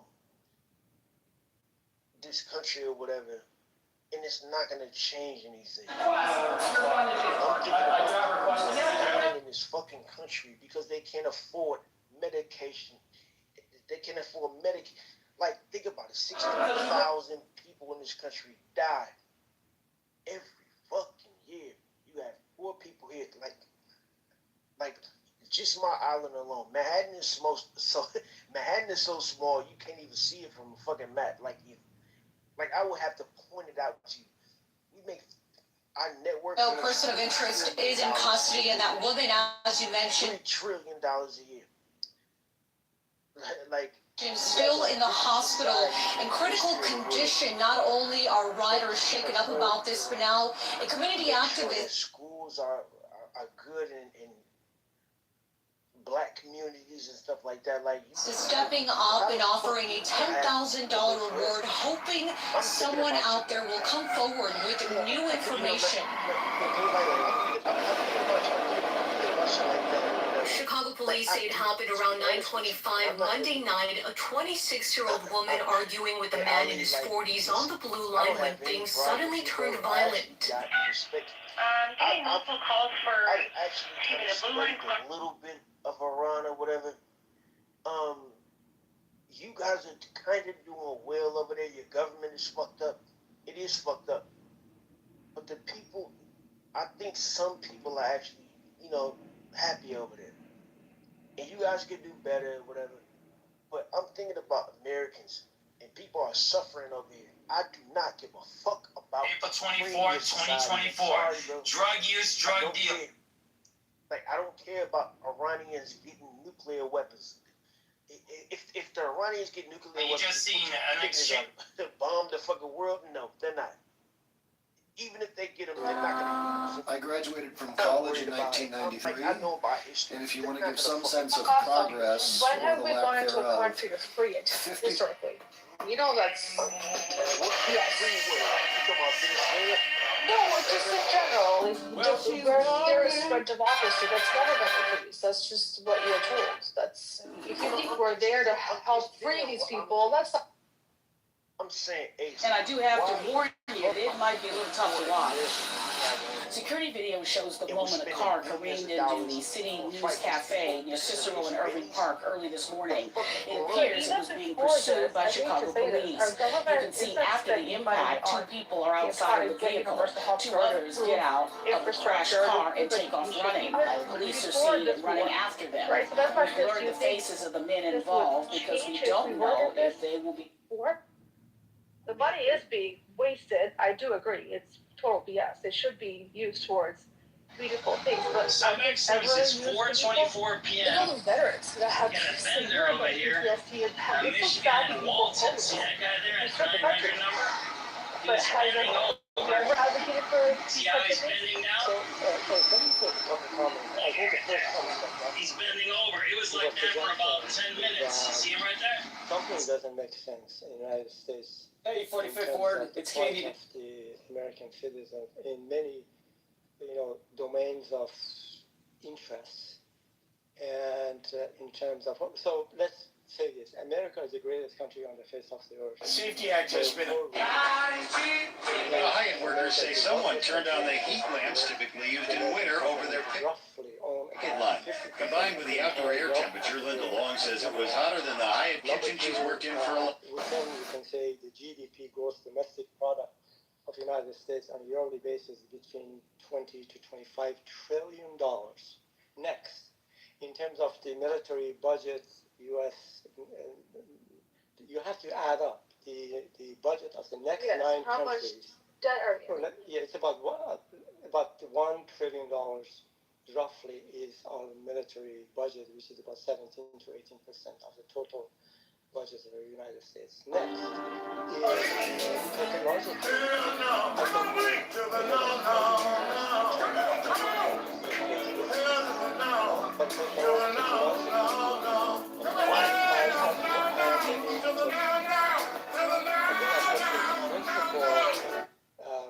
Documents, the principal documents in terms of the governing bodies, which is the Constitution of the United States, the first one being how to run the business. Why was a guy with a long criminal record who is awaiting trial for amendments? Those are, at least in principle, they're fantastic documents how to run a country. So the question is, with all of these strengths that I mentioned, how is it and how come that the plight of the U.S. citizens in comparison with the European countries, in terms of the well-being, let's call it, in terms of longevity, infant mortality rate, the education, number of people in jail, the healthcare system, infant mortality rates, we do not stand in comparison with the European countries. We rank sometimes from 10 to 20 in the categories that I just mentioned. The question is, how come this greatness does not translate in a way that it should be to the well-being and the plight of the citizen? So from that perspective, Gautam, I understand what you're saying, and the question. I mean, I even asked the question from myself. I have some reasons that we can put aside for why this is actually the case. So that's kind of one thing which I do. So the second question is, He risked it why are all. we spending so much money Still on died. and other wars? And the reason for that is basically the government of the United States, in collaboration by Israelis, they have determined that Iran presents a serious threat, immediate threat to the United States, to Israel, and perhaps other countries, just because of but the U.S. The U.S. intelligence service agencies do not deem Iran an imminent threat to the U.S.? I'm grateful. Well, I'm just trying to tell you, you may be correct. I'm just trying to present to you, and I think everybody should know by now, the objectives.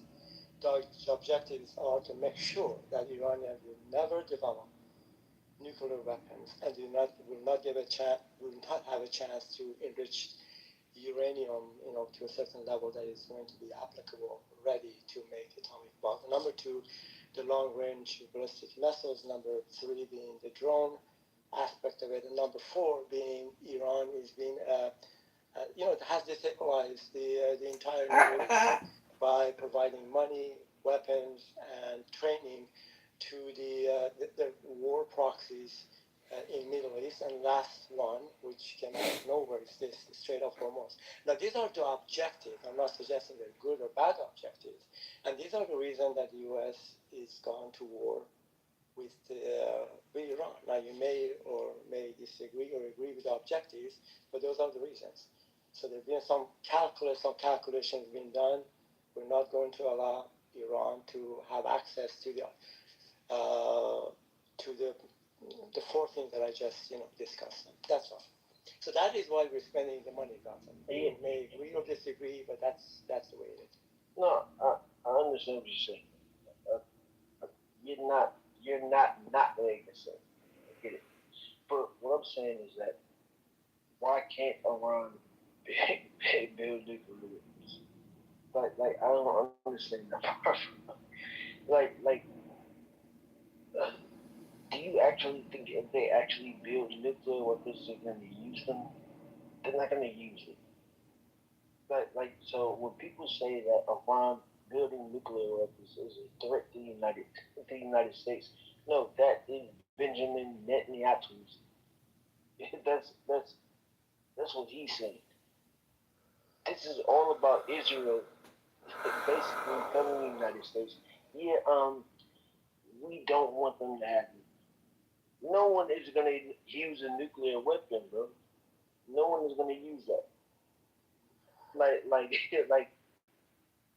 So what they have, Israel has it, and mind you, Israel is the only country that they won't even admit to having it. They're the only ones. This is based off Israel's rhetoric. That's what it is. That's all it is. This is simple math. 1 + 1 = 2. This is not complicated. It's not complicated at all. You're right. To your point, I'm sure you know, Netanyahu has been saying since the 1990s, Iran is 20 days away from a nuclear, 3 months from a nuclear weapon. They're, 1 year away. This is the rhetoric he's been spewing to try to create fear, try to get the U.S. involved since the 1990s. Right, Ace. Right. And don't forget, we had JCPOA. That was perfect. It took 20 months to negotiate until Trump ripped it apart for no good reason. So, Gotham, let me just address what you were just saying. I personally will not put it past the Iranian regime to actually use the nukes. That's kind of my perspective. I may be wrong, but I get this information. That's number one. This is a fanatical regime that will go to any extent to make sure that it survives. And if it doesn't survive, it takes everyone else with it. So that's kind of one fear. The other fear is once they have it, it will be like something like North Korea. You can't touch it. Basically, then they are free because of possessing the nuclear bombs to do whatever they can. They can close the Strait of Hormuz or impose, let's say, $2, $3, $5 million for any cargo ship of any carrying anything, LNG, oil, fertilizers, what have you, through the Strait of Hormuz. You can't deal with them now because you have the weapons. They can provide and money, weapons to their proxies in the Middle East. You can't touch them just because now they have the bomb. So the idea is to, again, any other regime actually in Iran, I would not have a second thought about them having it. North Korea? That's what I'm comparing to. And I'm just saying they turned into North Korea. And let me just land with this. So I would not have, if we had something, a representative, what we call a secular, constitutional, representative democracy, something, a resemblance of that, then, fine, Iran is a sovereign country, although they have signed the MTP actually, NTP, a NPT. Non-proliferation. Yeah, thank you for that. There's just too many acronyms go around nowadays. So I would be concerned actually for this regime, the Islamic Republic of Iran, and IRGC to possess atomic bomb. This is not going to be a good thing for anyone, and they probably keep the entire world hostage in that way because you can't do anything after that. Because of that, these are preventative measures are being taken that this opportunity is not being given to Islamic Republic of Iran. Now you may disagree with this, but actually this is what is germane to. But Ali, there's been a fatwa that was put out by the previous Ayatollah. Religiously, he said, they cannot possess a nuclear weapon because of proximity to the Kaaba. It's just as recent. People don't know. He seems to, operate differently. So this has never been something that Iran has actively pursued. Yeah, this is possible. I don't know. Right. So, yeah, when we check, okay, so we have to take things back to the Cold War. Like, you're a smart guy or whatever. Do you know what MAD is?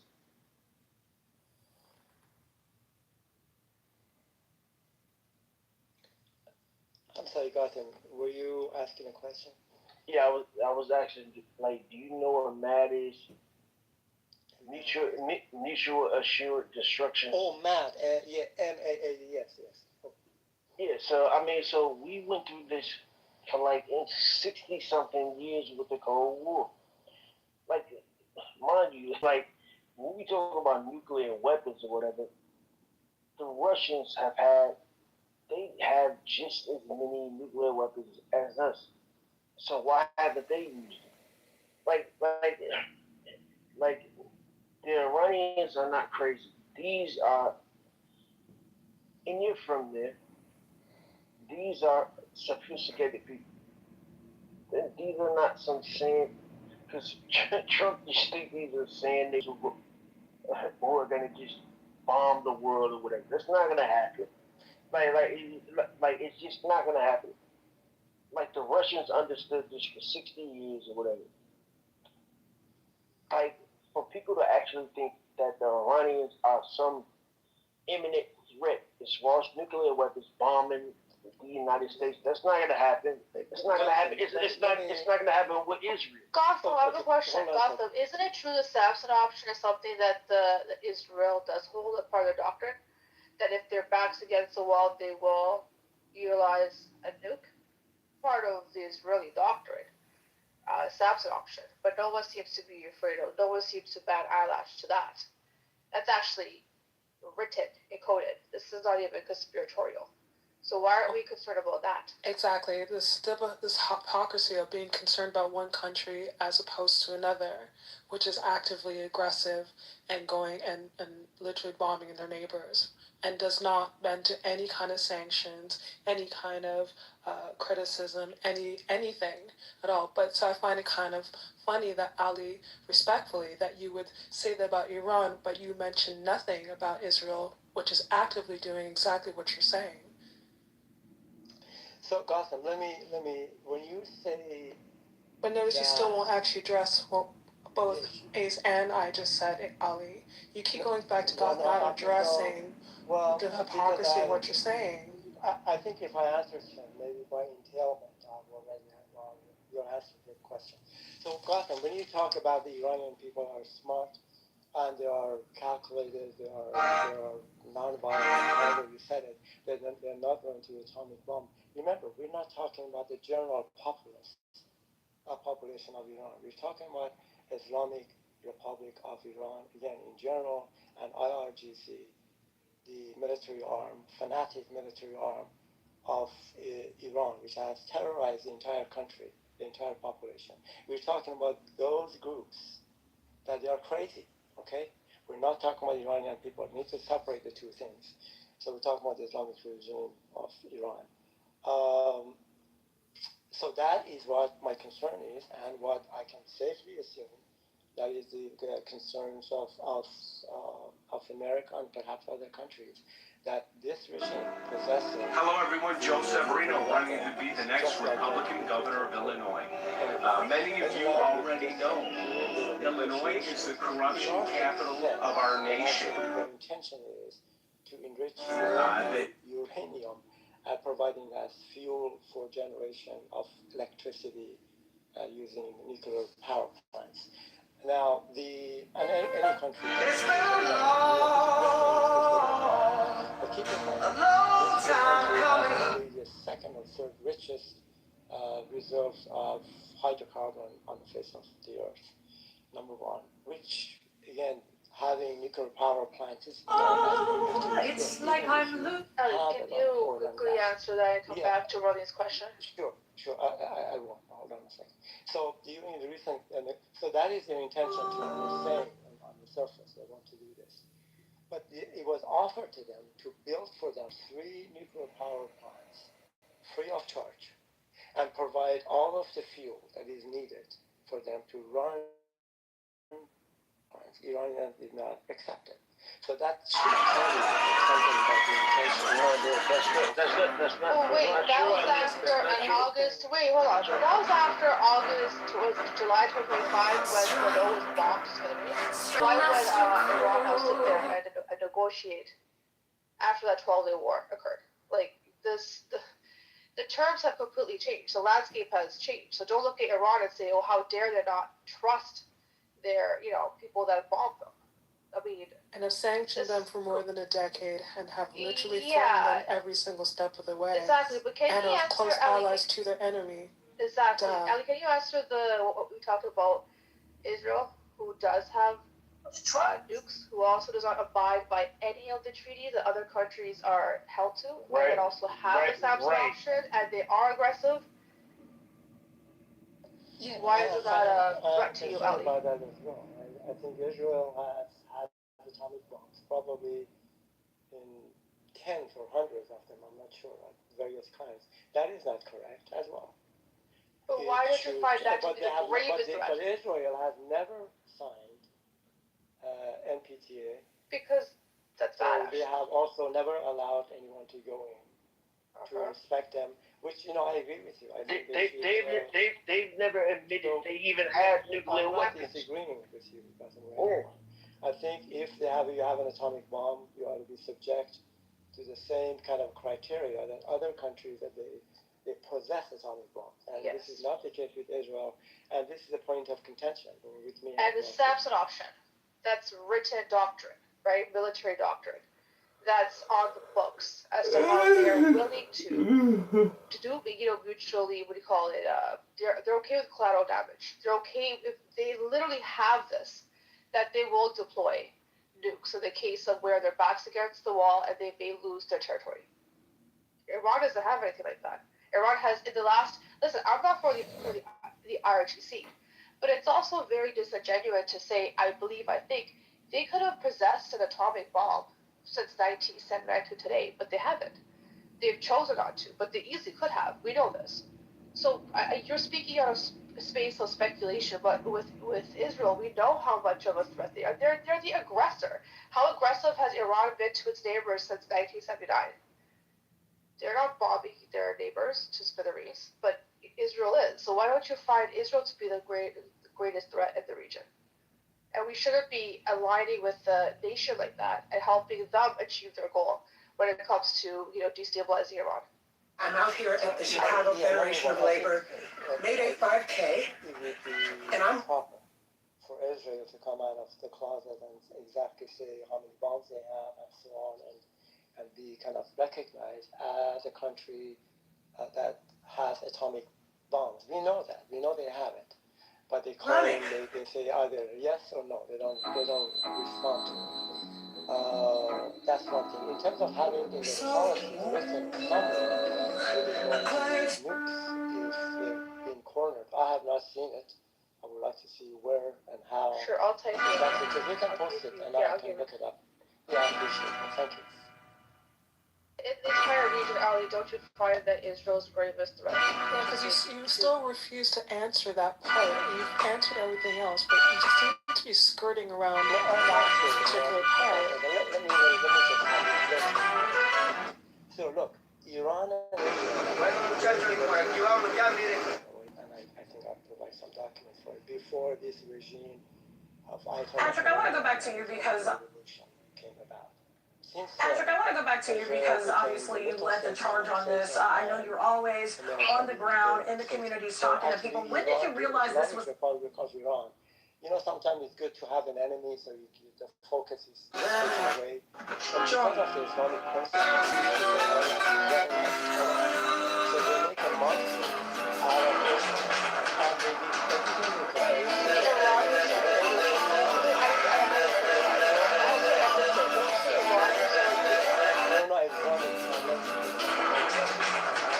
These two just love you admit you poisoned the king. No. That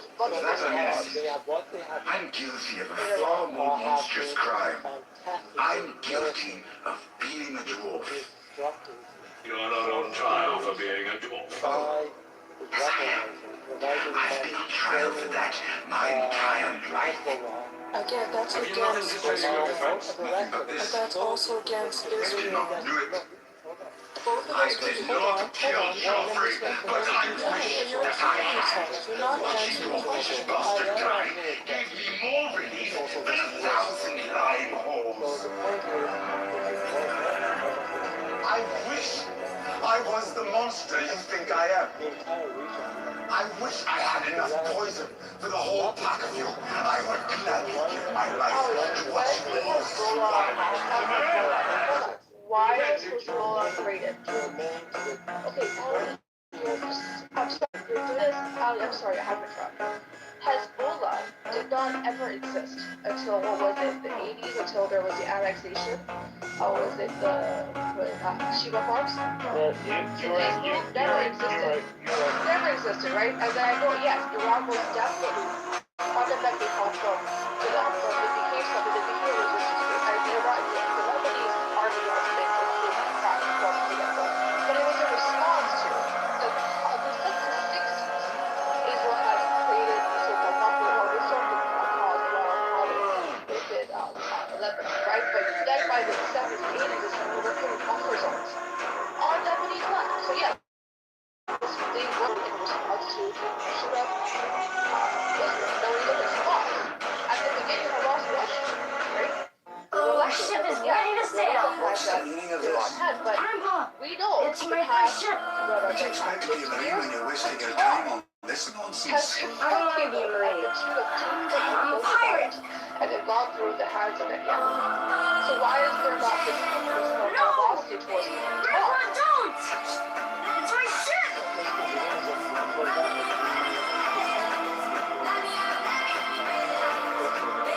Your training begins today.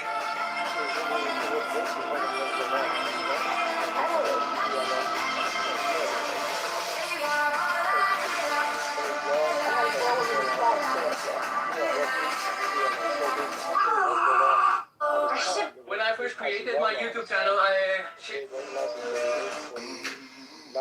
and later, maybe 60s, there were a minority of Shia groups, Shia sect in Iran.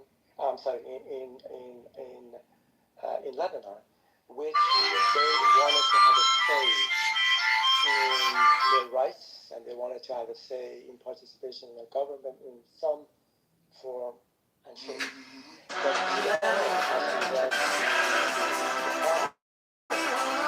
The gift my father gave me. Every day of my life. Yes. A 6-figure The job. 60s, was it? Or 70s? It was around. Yeah, it was around that.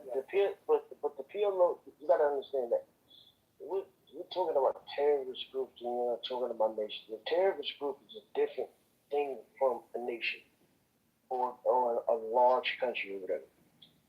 like we've been with Iran since the '60s. We overthrew their elected leader, and we installed something. Yeah, like we installed something that was our fault. That was our fault. Like so, America has to take accountability for that shit. Like you're dealing in other countries, shit. like we should have never done that. Hey besties, come along with me as we go hang out in the VIP section at Beyond Wonderland Chicago. First we head to Queensville, Maine. This is VIP Central at Beyond, and this is where you can get your VIP lanyard, candy, hair accessories, trinkets, all of the goodies. What I love so much about VIP here is that you get so much included. Awesome bathrooms, It's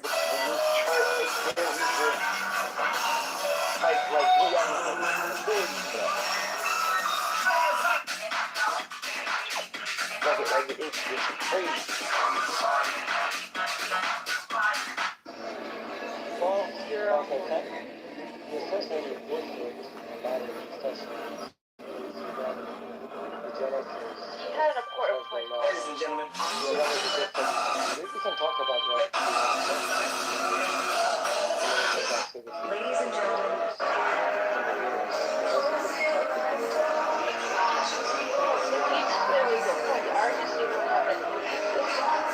Something was brought in democratically. Something was nationalized. That wasn't going to help the UK. That was pretty much, reaping a lot of benefit from the oil that they were appropriating. That was right. And of course, we know this. The Operation Ajax. This is a well-known overthrow. Like nationalize the oil. This is going to benefit every single Iranian. God forbid he does that. The RGC would have even existed if we didn't start to meddle there. Then bring in the Shah, who isn't a democratic, he's an authoritarian monarchist, who's also very, you cannot deny this. You know that the Shah at that time was very brutal to some of his people that he opposed. He actually didn't allow Muslim women to wear on their hijabs. They committed suicide. But he said freedom, but then said no, but not freedom of religion. Whatever. Point being, people were fed up with this individual. And this is when the RGC came in. It wasn't a violent revolt. They came in pretty peacefully. They would never have come in. They came in peacefully. There would have been no need for them if we didn't meddle. So it is relevant. All of these things, we wouldn't be where we are today. No, we wouldn't be where we are. Just be Go to sleep, everybody. Who was Good night. democratically elected. So he did have a relevant point. Okay, I have some comments here, but I think I've spoken enough, and I know for sure.